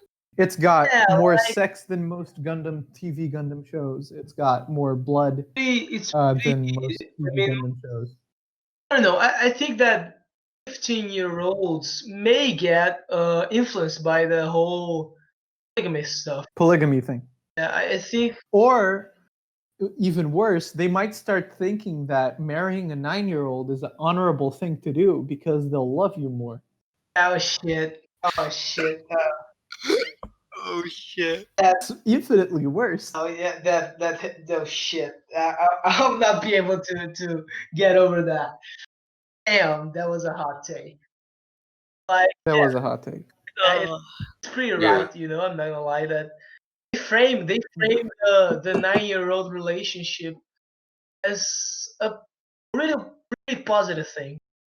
And at some points, really think that McGillis, it's kind of developing a feeling for her. I don't know. He's so sexual. I don't think so. I don't He's think so so. sexual with her. Like don't he's think always so. touching her. Yeah, he's touching her a lot. And when he's holding her on his lap, he's like holding her ass and shit. Yeah. It's so weird. How the fuck is that on television? On daytime television, no less. I mean, You know? I don't know, man. Japan is a weird place. Japan is a weird place, man. But I think talking about alternative relationships, the only sort of a positive alternative relationship that we have in this show, it's the sort of a gay thing that's happening with Shino and the blonde kid. With Shino and Yamaki, yeah. Oh, with Yeah, Yamaki. it's a pretty clear romance, you know, and I just don't know. Shino goes to brothel all the time. That's what I was gonna ask. Is Shino actually gay, or does he genuinely just want to Yeah, have a beer with Yamaki? I was thinking about it because he actually acknowledges it, you know. In the end of the season after he's dead, the other guy reveals, I think it was Eugene, reveals that he was talking. Anyway, he was like, "Oh, I think he likes me." He just suddenly, Yeah, it was towards the end. but after that, he was just like, "Oh, but you know what? I'll just laugh it off," and he laughs it off. You know, it's weird. It's a weird. And then nothing happened. Nothing happened. The dude is so. That was weird. Like at the first episode, I thought that was actually a girl. Oh, you're cutting. Yes, sorry. Like he was a bit like feminine. That was weird. So Yeah, I see it coming. I could see it coming. Yeah, kind of. It was a build-up. Differentially from the other kind of alternative relationships in this show, it was kind of natural to happen. You know, it just the Yamagi was always close to him, always talking to him. You know, and it just sort of Yeah, I could see it happening. Yeah. I could see it happen. like I kind of don't like that that is the one of the very few natural relationships that happens in it's the show, actually and it gets canned one of immediately. the only wholesome things that happens in the show. Not gonna And then we have laughter. Laughter and Oh, Akihiro. shit. Laughter and Oh, man. Akihiro. I think They build it up Why? for 2 seasons, just for her to die. only to kill this bitch off with a shot in the head in the middle. Oh my fucking Of God. shopping a teddy bear. Shopping a teddy bear for Akihiro. no Akihiro deserved her. Akihiro was a real guy. He was a cool man. He was a man of principle. You know, he wasn't bright, but he was a fucking Yeah. chad. Even though he's a muscle brain, Yeah. he's still a really good He's guy. a good guy. He's a sweet dude. You know, and laughter was just all over him for 2 fucking seasons. And when she started to realize that, when they go out and they start like acknowledging that, she dies. She dies holding a fucking teddy bear. What the fuck? Fucking ridiculous. Not even in an honorable way. Yeah, he was not. So, They just show her. in the middle of the street, this pulls up in the middle of the street with people inside of the shop and shoots her. Yeah, No yeah. one gives a fuck. It's like I just got a lot of Godfather vibes from that, like mafia vibes. It was really Oh yeah. one of the moments I was like, And they don't talk about Yeah. it. That's what I was gonna say. I don't know what's worse, if Laughter's death being stupid, or Akihiro not giving a fuck. I legitimately, Don't I legit thought that like Akihiro was like going to throw a tantrum and was like, oh fuck, I want to kill those guys, and we was just like, oh, that's bad. I mean, you know, that was ridiculous. The only impact was when he killed Eok with the scissor. Yeah, exactly. And then he died after that. Oh Jesus, Jesus. Such wasted potential. And talking about a wasted potential, I just want to go into one last thing before we dive into Mikadzuki the man. Man, I want to play a little game called What Orga Did Wrong. everything. So Orga is in a lot of ways contending for main character, but he's a shit guy. He's horrible at managing this company that he made. He gets a lot of his people killed for little to no reason, and we're gonna try to figure out some of the stuff that led him there. I mean, So- I think that looking at the bigger picture, at the beginning he was sort of a genuine guy. He was like a guy that could talk really good. He could like inspire people, and then he just rose as a leader. And the problem is that he Yeah, doesn't he didn't know how to strategically plan stuff. He just went for it. Yeah, Like he just went for it. he's and not. The whole part. He had the rhetoric of a leader, but he wasn't a leader. He knew how to talk like a leader. Like But he wasn't actually a leader.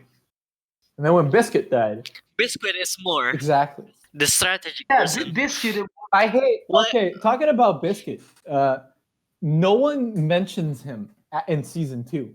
Have you guys noticed Exactly. that? I was Yeah, thinking Biscuit about is it. like the most important character. No. They mentioned it. Only his sister.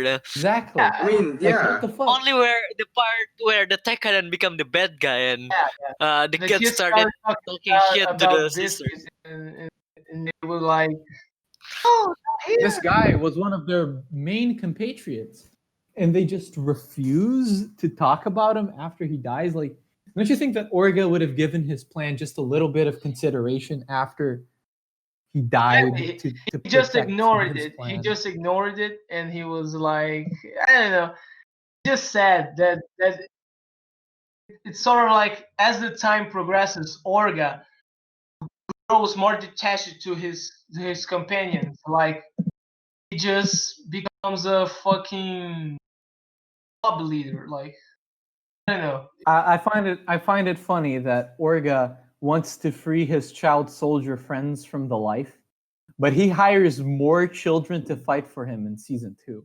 I mean, another thing I want to talk about real quick. The new characters that are introduced in the season 2, they don't have any development at all. Like the end of the season 2, they're just like fucking forgotten. Literally nothing. The Literally, only purpose I mean, that Hush. they Hush. exist for. Hush literally had one purpose: be a fucking wheelchair. He's a fucking wheelchair. A big human wheelchair. He carries Mikadzuki around after he got cucked by using the barbatos too much. Poor thing. And that's it. That's literally it. They try to emotional bait with Zach leaving, but no one gives a fuck. Zach is literally not development. Joseph.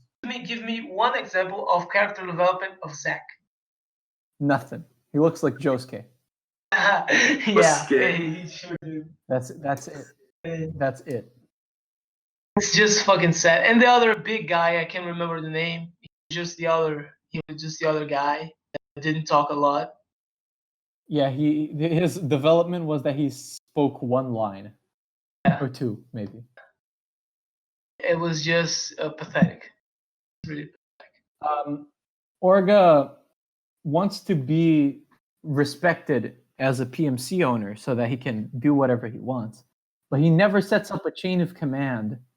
He refuses to hire female pilots. He does his stuff as he pleases. Yeah, but the thing about the female pilots is there's the Teiwas. They handle all the females. That is true, but then I don't know. He's different from the Turbans. He very obviously wants to do his own thing, especially by season 2, where he's stabbing them in the back every single episode by accepting jobs without telling them that are super important and dangerous. I just can't get King of Mars off my fucking. I mean, why? Why did he have to do that? It was pure greed. Pure greed. It's actual pure greed. It's fucking. and a little bit of stupidity. He doesn't interact with the rookies. He by the time they get hired by McGillis, he trusts McGillis, even though McGillis doesn't explain to him what his plan is in the King of Mars thing. Like he says, "Oh yeah, if you do this for me, you'll become King of Mars." And he's like, "Okay, I'll do it." Instead of asking him, "So you're telling me that you're gonna be able to defeat all of Gallerhorn? How the fuck do you want to do that?" Yeah, I like that. I mean, he's just like, we're gonna have to defeat the Iron-blooded. He's like, all right, I'm gonna become King of Mars. It seems legit, yeah. Do I get paid now or next week? Yeah, I mean, it's just it's so ridiculous. He lets his Earth branch work without his supervision at all, which almost gets it destroyed. He actually gets it's destroyed because after it, there's done. no more Earth Tekadon. exactly. It's done. They all retreated. Exactly, that's right. He gets the Mars job behind Naze's back, even though it's gonna affect his position with Tewaz. And then Naze fucking dies. I Because of him, it's Orga's fault. I mean, yeah, that Naze died. yeah, man, and like Also his wife and other wives. And a bunch of innocent children, babies, little girls that are taking care of them in the Tewaz transport ships. It's all on Orga because he was too much of a greedy bastard to think for 2 seconds that maybe his only business partner and brother was gonna not like this kind of thing. He was a brother, man. Like I love how in a way he started feeling like sad because of that. And then our boy Mikadzuki comes over and like says, "What the fuck? Why are you sad? Shut the fuck up! You just get me to the place. I want to go to the place. Please show me. Exactly. Show me." Yeah. Mika doesn't let him cope with any of his problems. He just makes him kill more. Yeah.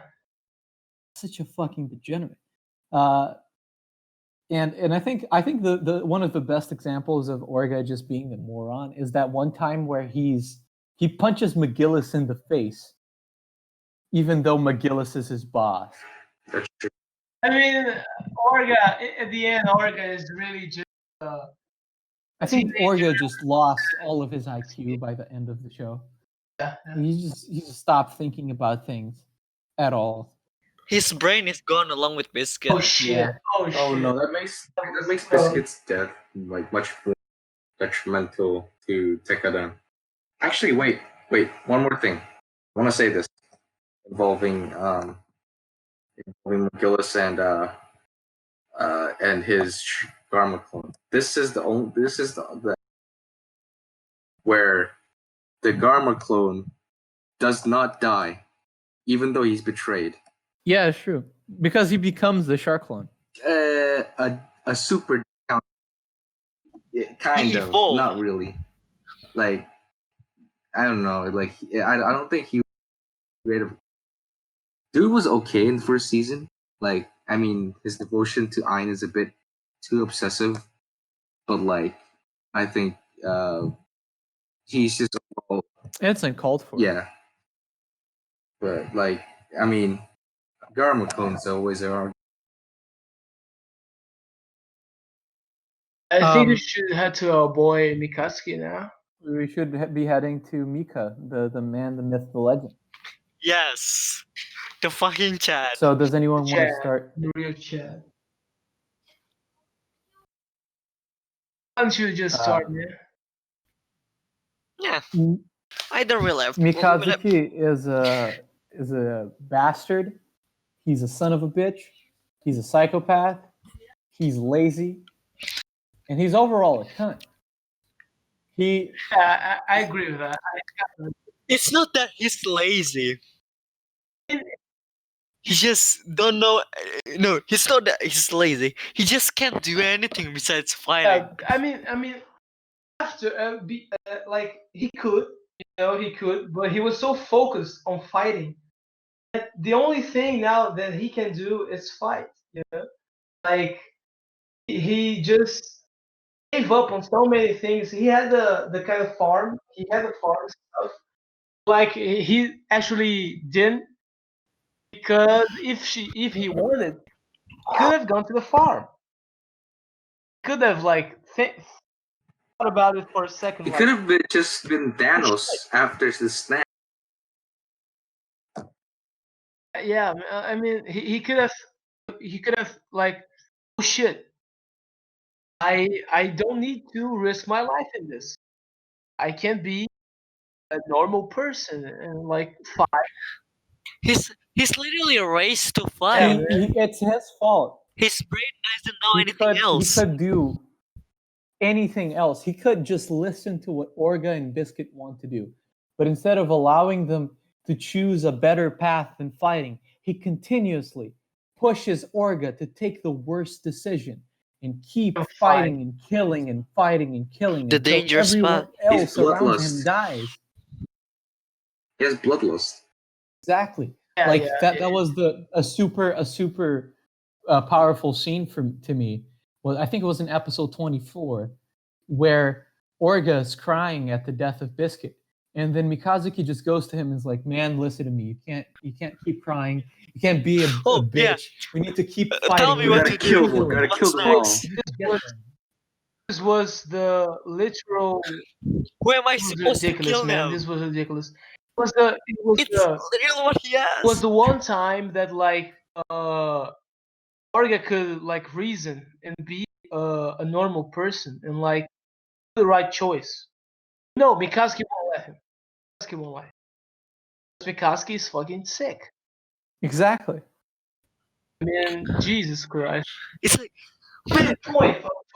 he fucking asked him, What's the point of Mikazuki? what am I gonna do next? Yeah, what am I gonna do next, Orga? Tell me who to kill. It was just, oh gee. Kazuki Mika- simply does not allow for anyone to just stop and take the more reasonable position. Actually, He needs to be killing someone, okay. or else he just can't do I anything. just found something like Like I can't Uh, understand what's the point of this character, because like, dude, why is he meant to be like edgy? Is he meant to be like, I can't understand. Why would someone Why do all the girls like him? He literally Yeah. is the cause of half of their suffering. why is Jesus Christ? I mean, he's Wait. just apathic towards everything. I wanna state something. Why Yeah, man. wait, my brain just shut off. Wait, you guys can keep going. Just have to Nice. wait. My brain needs to remember what the okay, so wait, remember when Don says that any of the soldiers can leave at any time, right? They don't want people. Like, why did none of them leave as soon as they see like there's a huge issue? Like, probably because they don't have any other choices, but like, why? You could just go on. Yeah, it's I mean, Zach goes away. I mean, near the end, people are leaving, goes away, but like, it was too late for them to leave. it had this like a plot that wherever they go, they would be Tekkadan. So whatever, let's just die. And then they just completely say that that's bullshit, because after the end of the show, when there's people, Tekkadan, some survivors are still walking around in the world. No one gives a fuck. Eugene, super important guy from Tekkadan, everyone knows who he is, still gets to guard Kudelia. Big shocker. I mean, I don't know. It's just, it doesn't make fucking any fucking sense, dude. It doesn't make any fucking sense. I mean, Because it's oh my god. Okay, I don't get Mika. The man. girls really like him, but he seems to feel nothing for them. He Actually, he kisses, feels nothing for everyone besides Orga. Orga, but like he kisses Kudelia out of impulse and then never talks to her ever again, except for 2 or 3 times in the second season of the show. the producers, the writers think that this would be a character. Like they really did sat on the table and said, okay, let's do an edgy character that hates everyone. It's not likable at It's all. not even edgy. He takes advantage of Atra. Atra makes him all of the sustenance that he needs, and he just doesn't ever give anything back. And then the pregnancy thing happens. Once he fucks her and gets her pregnant, this should not be right, because she's like a teen, like a really young teen, like I don't know, she probably has like 12 years of age. Like, No, I think she's like 15 or still, something. yeah, Or still, she she's got a pregnant. kid. Mikadzuki gets a kid pregnant, and instead of stopping what he's doing to take, I mean, he's also a kid. true. like, I don't know, Still. it's just weird. It's weird. He doesn't pay any mind to it. He does it not because he likes her, but because he wanted to. And then after he's done, he strong arms Kudelia into taking care of his kid, and it is strong arming. He's not just asking for it because he knows he's going to die, and so does she. If she doesn't take care of his kid, she's going to desecrate the last wish of this dying man. She has no other option. I mean, other thing that's really I think is weird. Like, he didn't took in consideration when having a kid. Maybe Tekkadan will fucking explode and everyone will be like fired, and Atra won't have anyone to rely on. I mean, there was a chance of her being like alone, a kid. I mean, Yeah, this it actually sounds really it's fucking sad. if things turn that way, you know. Like, if everything had turned out to the worst of the worst of the situations, Atra would have been helpless. It would be sad, you know. It would be really sad. So, Exactly.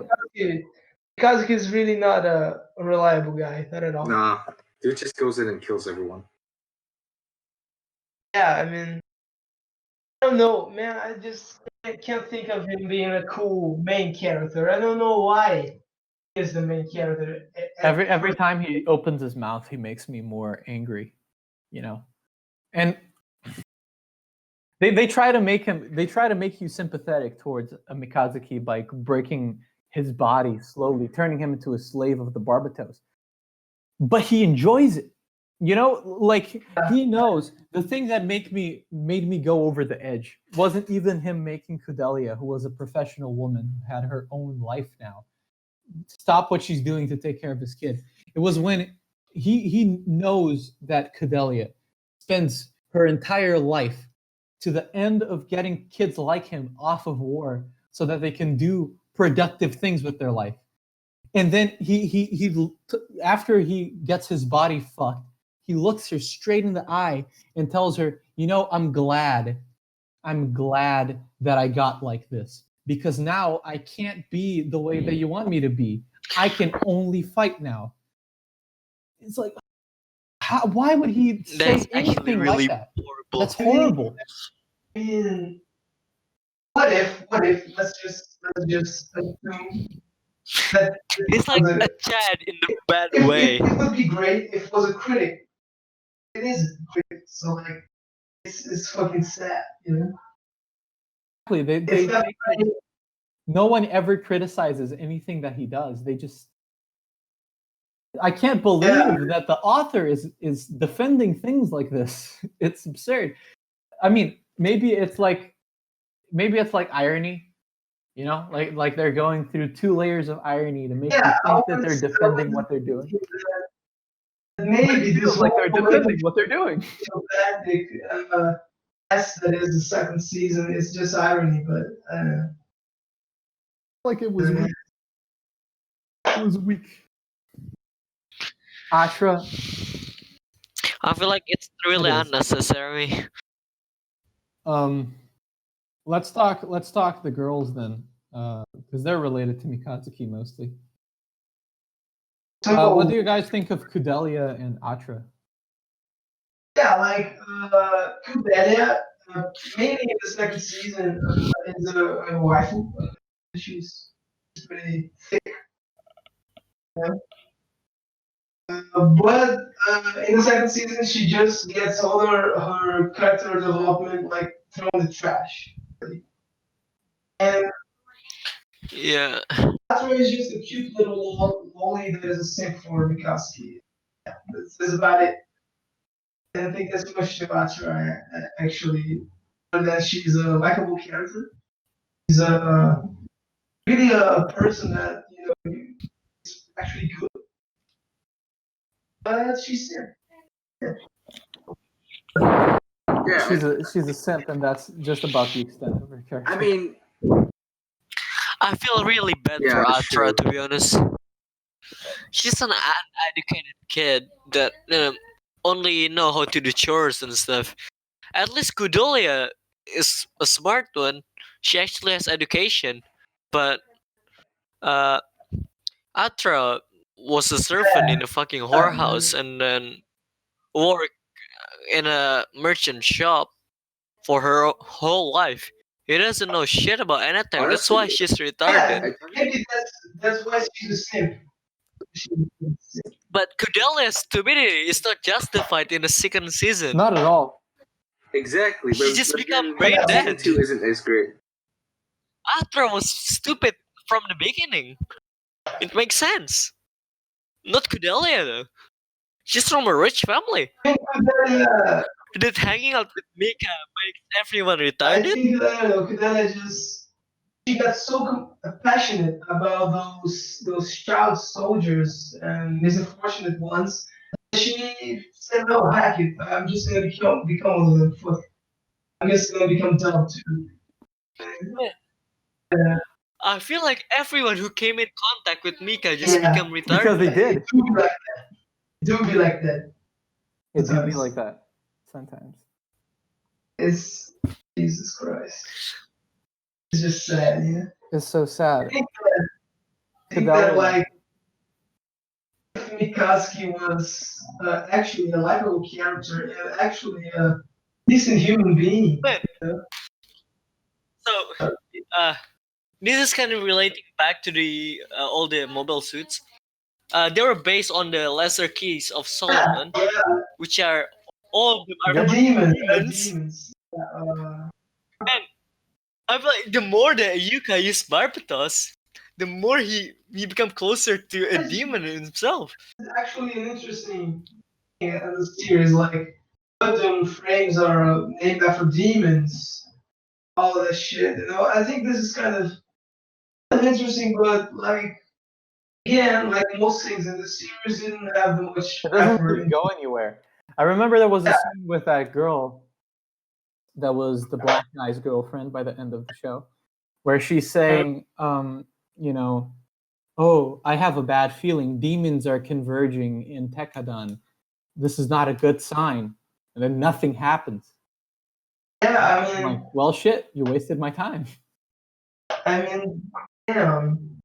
If there was going to be some sort of a symbolism thing, it would be interesting. Because, I think it would just be more likable. Like, you just threw it in the trash. You just threw all the fancy names in the trash, man. It doesn't make fucking sense. And then they put like Lupus Rex, the king of the wolves, in the name of Barbatos. Like, what the fuck? What does that mean?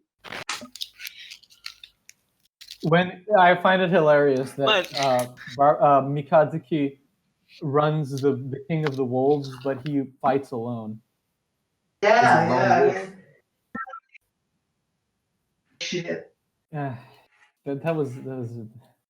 You know, that might have been it, and if that was it, I would just be so much more disappointed because it's such a shitty joke. Now,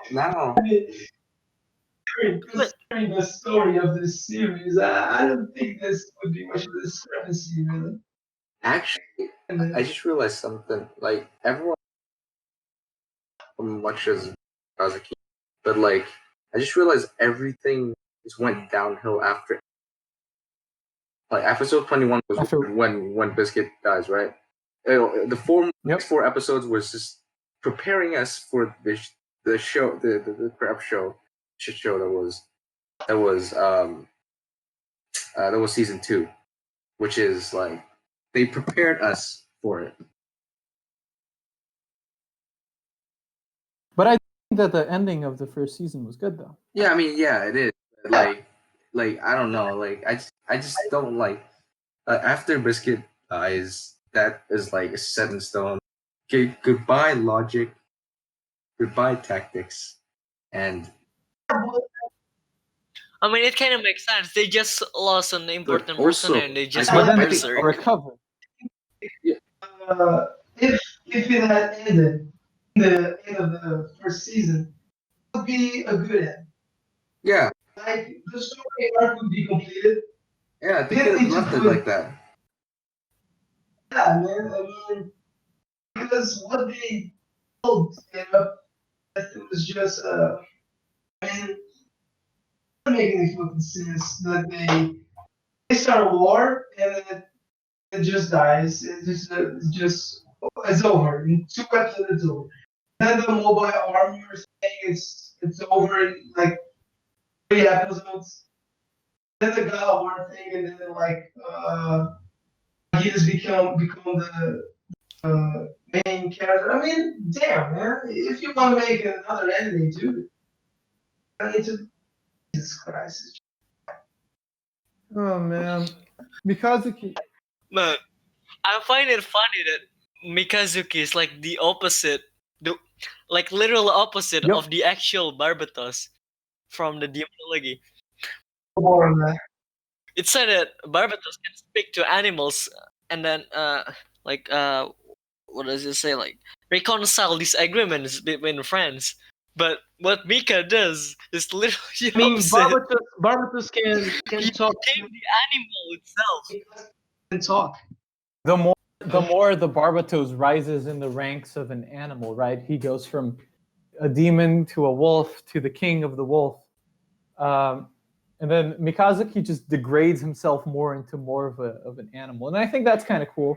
It's a Oh, was it like the demon, then Yeah, the exactly, wolf, that's what I and then said. the king? Because then Mikadzuki That does makes the opposite way around, where he starts as a kind of a person, and then he becomes progressively a plant, a vegetable that kills people. and his fighting style also turned more beastly when he got the Lupus Rex. Plus, with the tail, Yeah. Fucking crazy. he said that he feel like not having tail feels weird. Exactly. It's so. He actually became an animal. So maybe it is justified that he's such a degenerate, but still, it's not pleasant. And I feel like for a first, I mean, it is justified. It makes sense. I feel but like they could have. it's not a good It's justified, but it's not well done. Because if they wanted to display Mikadzuki really doing this shift towards being an animal, he should have been more human at the beginning of the show. He was never truly a person. Actually, I got a better word for it. It's Exactly. explained but not justified. Yeah. That's better. Exactly.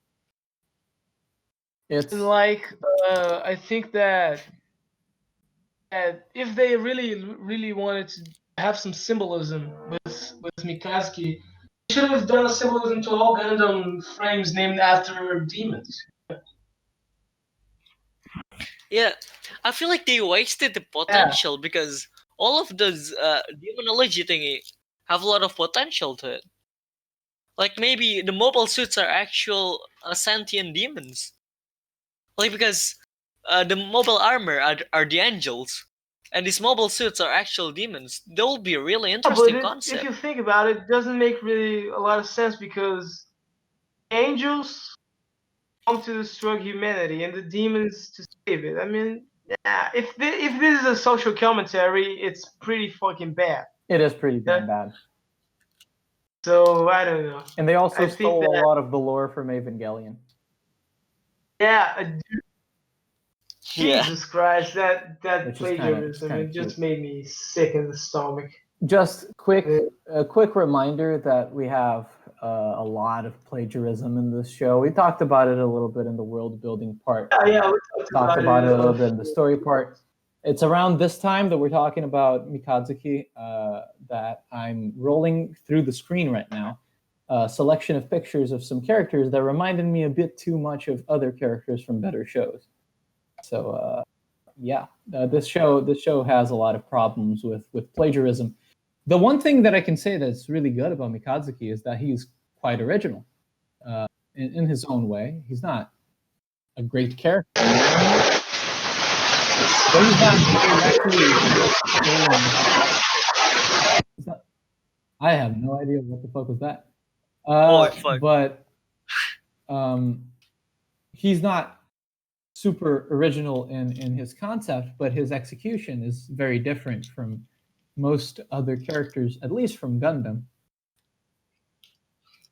I've never seen any anyone main character, like him any in any anime. that's any true. anime that is nearly as openly sociopathic as Mikadzuki, and I appreciate it. Your average shonen. I He mean, has less character development than Harem protagonist protagonist. not like him. You know, he's kind of like he's the first incel protagonist in anime. Exactly. He's not He's a even full an cell. incel. He's a full Yeah, cell. he's a full cell. He's a No, dark. no, a he's dark cell is even like more a fitting. post-doomer. He's like a doomer Ubermensch, which makes no sense, but I'll Oh, say shit. it anyways. He's literally Nietzsche's wet dream. Yep. On the topic of That is it. on the topic interesting. of characters related to Mikadzuki showing plagiarism, we see Cadelia just taking a bunch of cues from other characters. I was talking about this earlier in our dedicated like Gundam discussion channel inside of the server, where Cadelia looks a lot like the princess from the princess archetype from Turn A Gundam, which is a better show. And she acts a lot like the princess character from Wing, Relina. And the more I watched, the more I realized just how similar these characters are. And then I thought, well, shit, this must be a coincidence because, you know, it's Gundam. They always steal traits from other characters and whatever. But just the amount of characters in the show that recycle looks from characters from other shows and story beats, it's just I mean, not cool. maybe they just did the whole series to sell Barbatos toys. It feels like Man, to be honest, Barbatos They are. toys They are really not are. that good. they're not worth getting. The high through grades are fine. season 2. Shit, dude. Like Barbatos is a really cool design. I thought that he would sell big. They're made to they're made to sell toys, but they don't even make the toys. We only have one I was master gonna talk grade about from it being IBO. good despite being made to sell toys, but you know, you're right. You know, Seed is bad, but at least the model kits are great and they're plentiful. You know, there's a bunch of toys from Seed that look great, and you don't have to appreciate the show to appreciate the kits. IBO, it's got this horrible second season, but it's not even got the models to be worth it. You know.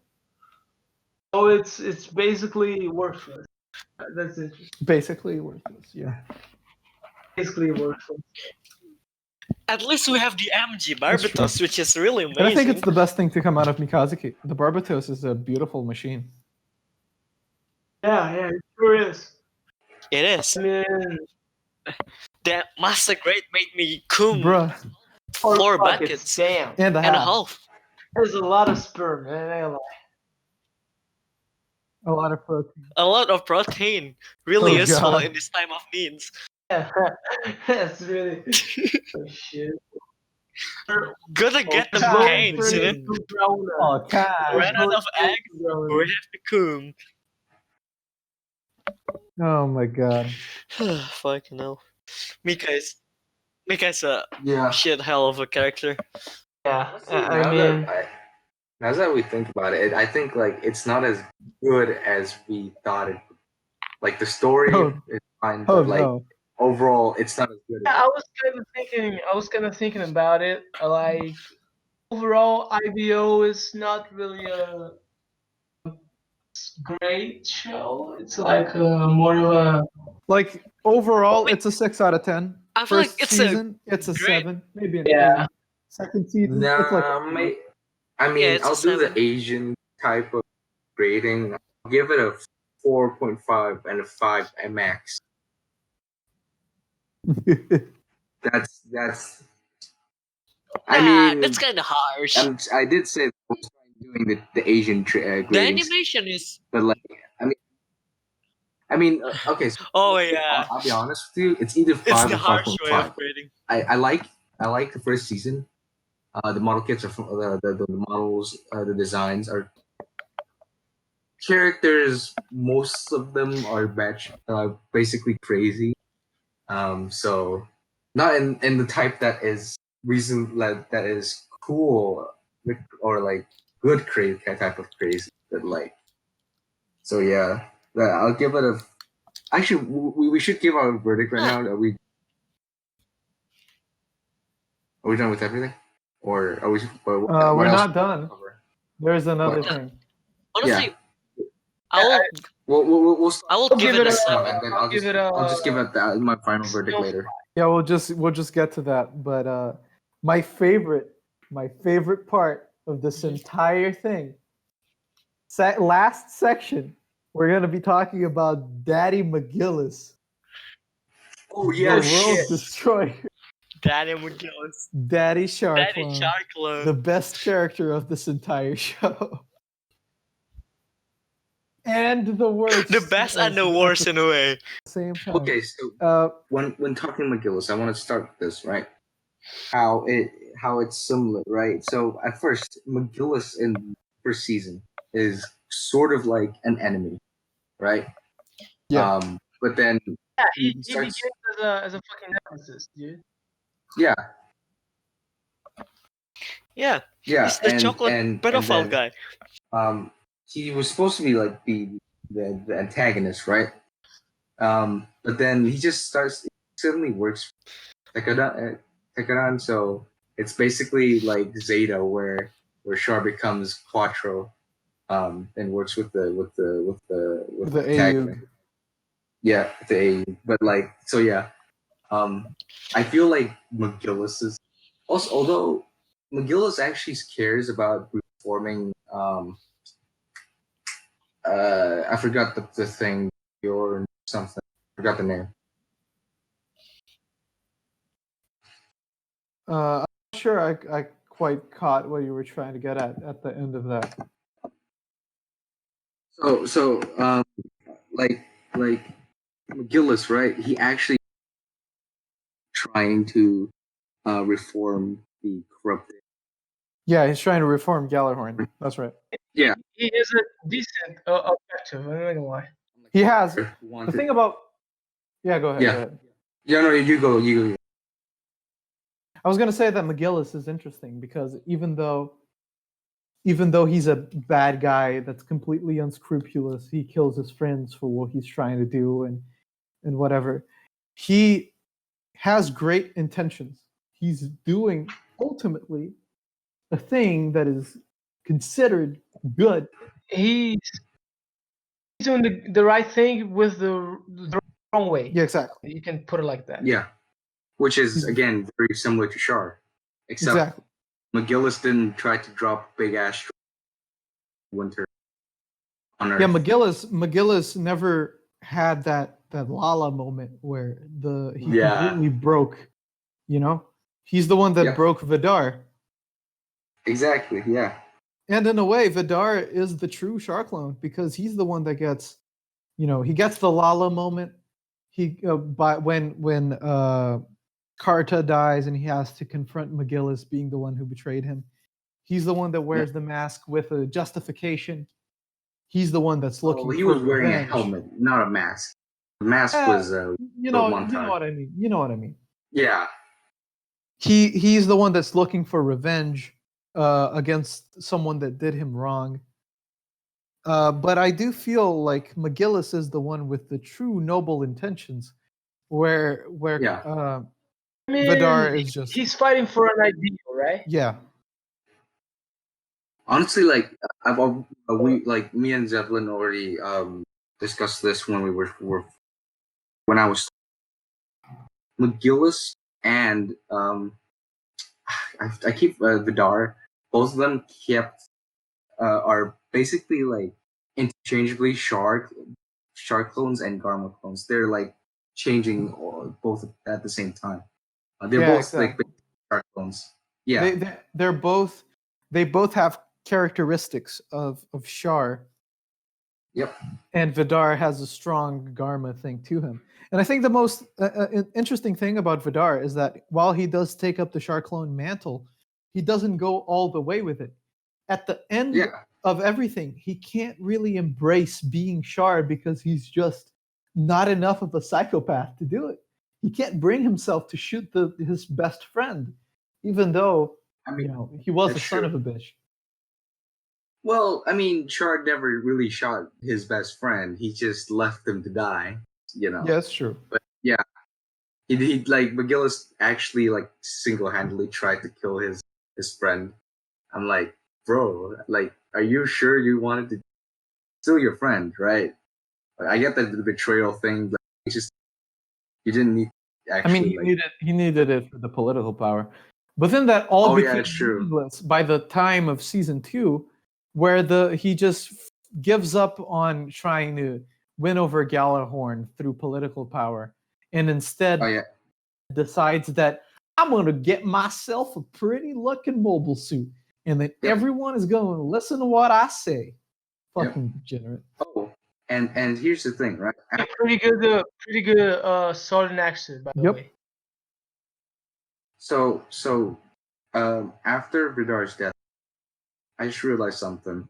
The only reason that even after the only reason that he still engaged with Vidar's sister is because of family gains, and he be the only one heir to the Exactly. He got married to Vidar's sister, and then he killed him so that he could gain control of 2 houses at the same time, immediately becoming the most powerful person in the council.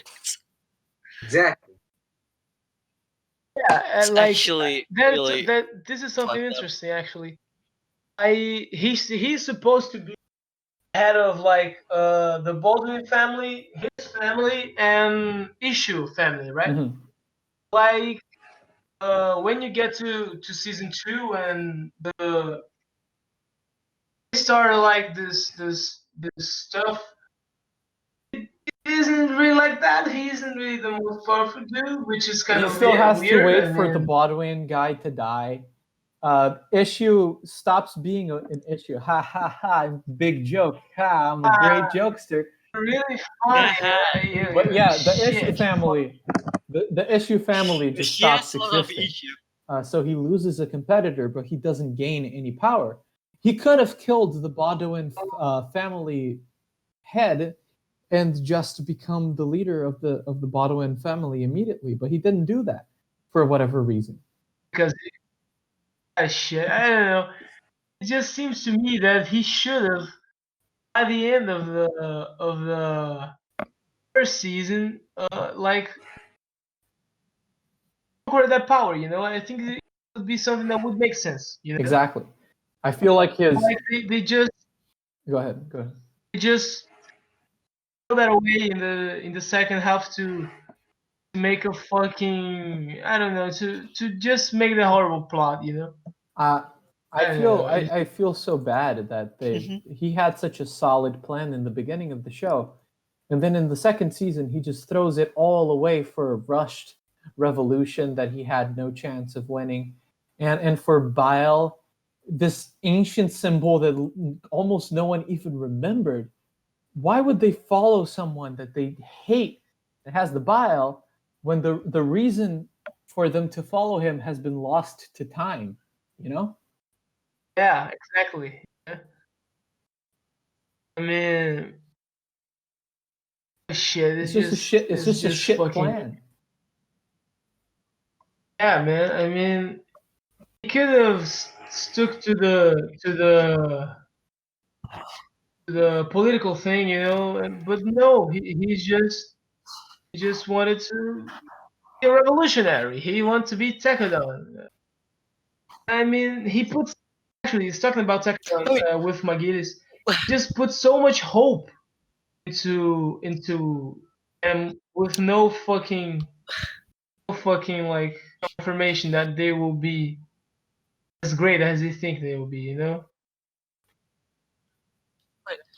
What I feel weird about McGillis is after he reform the Gallarhorn, what will he do? Like, what's that is next? That's an No one interesting likes him. No question. one likes him. He's gonna have tiny support. What does he even plan on doing? Sleep on this fame. I just think that Like, we'll probably in a history book, but they're gonna still spread what propaganda. Like McGillis knows that like they still have a propaganda machine there, right? Like they'll just write him like he's a tyrant. Yeah, after he died, and like remember the episode, the thing. They actually had tried to censor the media, so basically the CCP. But like, think about it, like that. Like, even after McGillis comes into power, right? There were people trying to destroy that information and saying that, oh, this guy is actually a very bad guy and he shouldn't be on there, which is actually still a very interesting topic that they should have gone on season 2. Exactly. Yeah, man. I mean, I think McGillis has a lot of potential, but they just ignore that. Yep.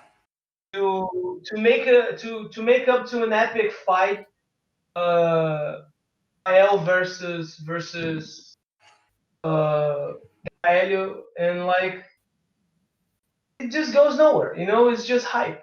It's literally just Exactly. Yep. it's fan service. Once again, it's fan service. That's true. Yeah. and it's not even Yeah, good. it's not though. even good. It's fan service. I don't know, man. It's so frustrating.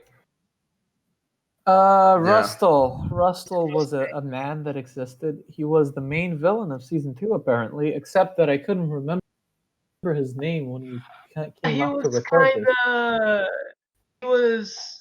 He was Eric. He was literally a guy that opposed Gillis.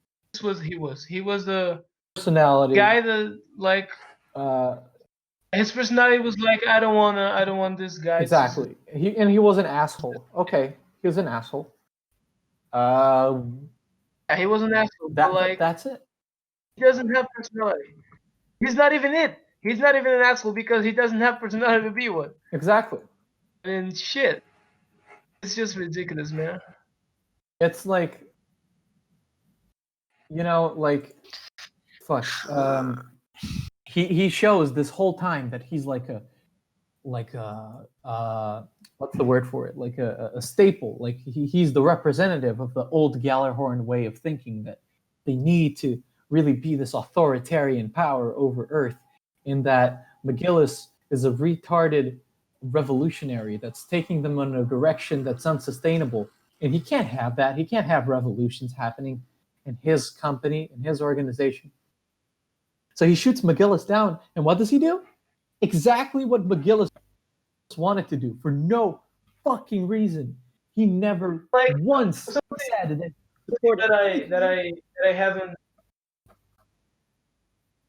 I don't think that. Yeah, that doesn't even make sense. And the fact that Russell elected Cordelia as the what was it again? She was the leader of the Martian Republic. I forgot. Yeah, that was so stupid. Like, what's the point of ending Tekadon Exactly. if they're just gonna let them live like that? Did this guy exactly? How come he doesn't know in the first Yuji? season? You guys remember him? I just can't remember him in the first season. I literally can't remember him being around. Yeah, it just doesn't make sense, because if he should be this like figure of the old Galahorn. And he should have had the In the first introduction in the season. last Exactly. arc, you know. I don't know. he This just guy doesn't appear. breaks all of the rules of like intelligent thought. He gets this country that has just gone through a revolution. It's completely unstable. Yeah. A lot of people have died. A lot of people are pro-revolution. He's gonna get. Oh, he is the safeguard of the old way of thinking. If these people get some extra power, they're absolutely going to overthrow him. Why, after defeating the figurehead of this democratic revolution, does he install a democracy? What's the point? He's not going to be able to stop these revolutionaries from rising up and causing He's even kinda more stupid, damage. dude. He's just a stupid. It's insane. I don't know. It's fucking sad, man. 1 second. I'll be back. I hate it. Wait, what? He just died. Yeah. So,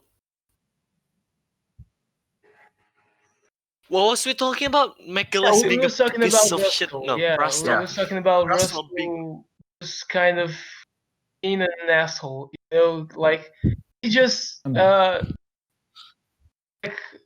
I know he shouldn't exist because he doesn't have an introduction.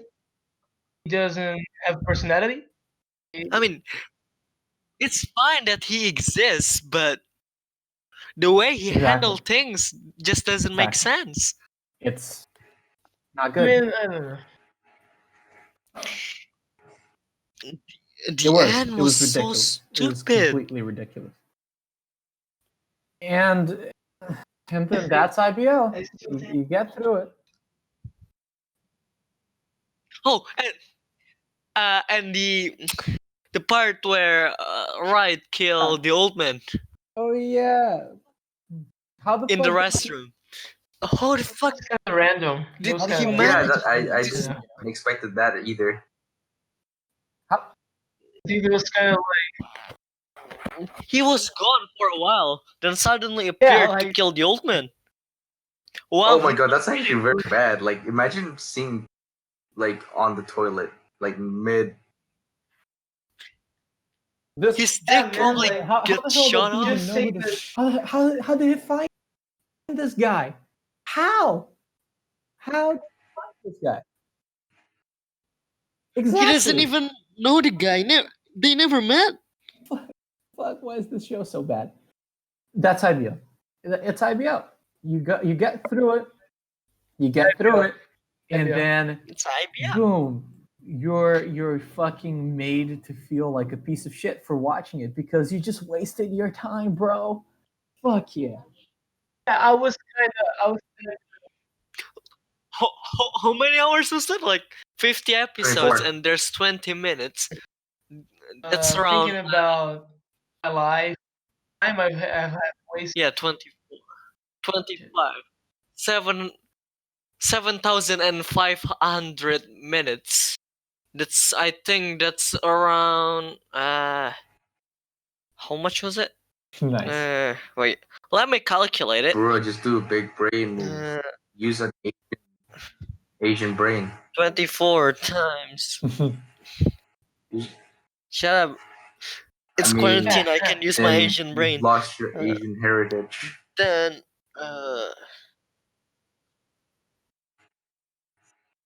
that's like 20 hours. 20 hours of I mean, our not life me. wasted Not- for this shit. I never, I was never Oh, able to calling- finish them, but I did know what happened. Because you're a scrub.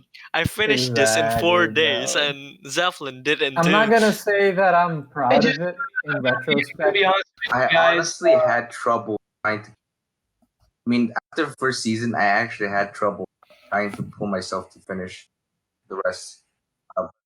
After a while, I'm like, Yeah, that's kind of me as well, but in I the push second season, when I myself. got to second season, I just couldn't, man. I just had to like drag myself to watch it. I mean, I literally finished it like yesterday.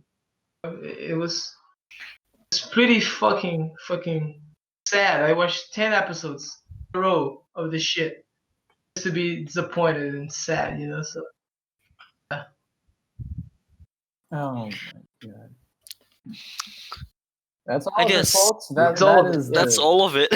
That is it's IBO.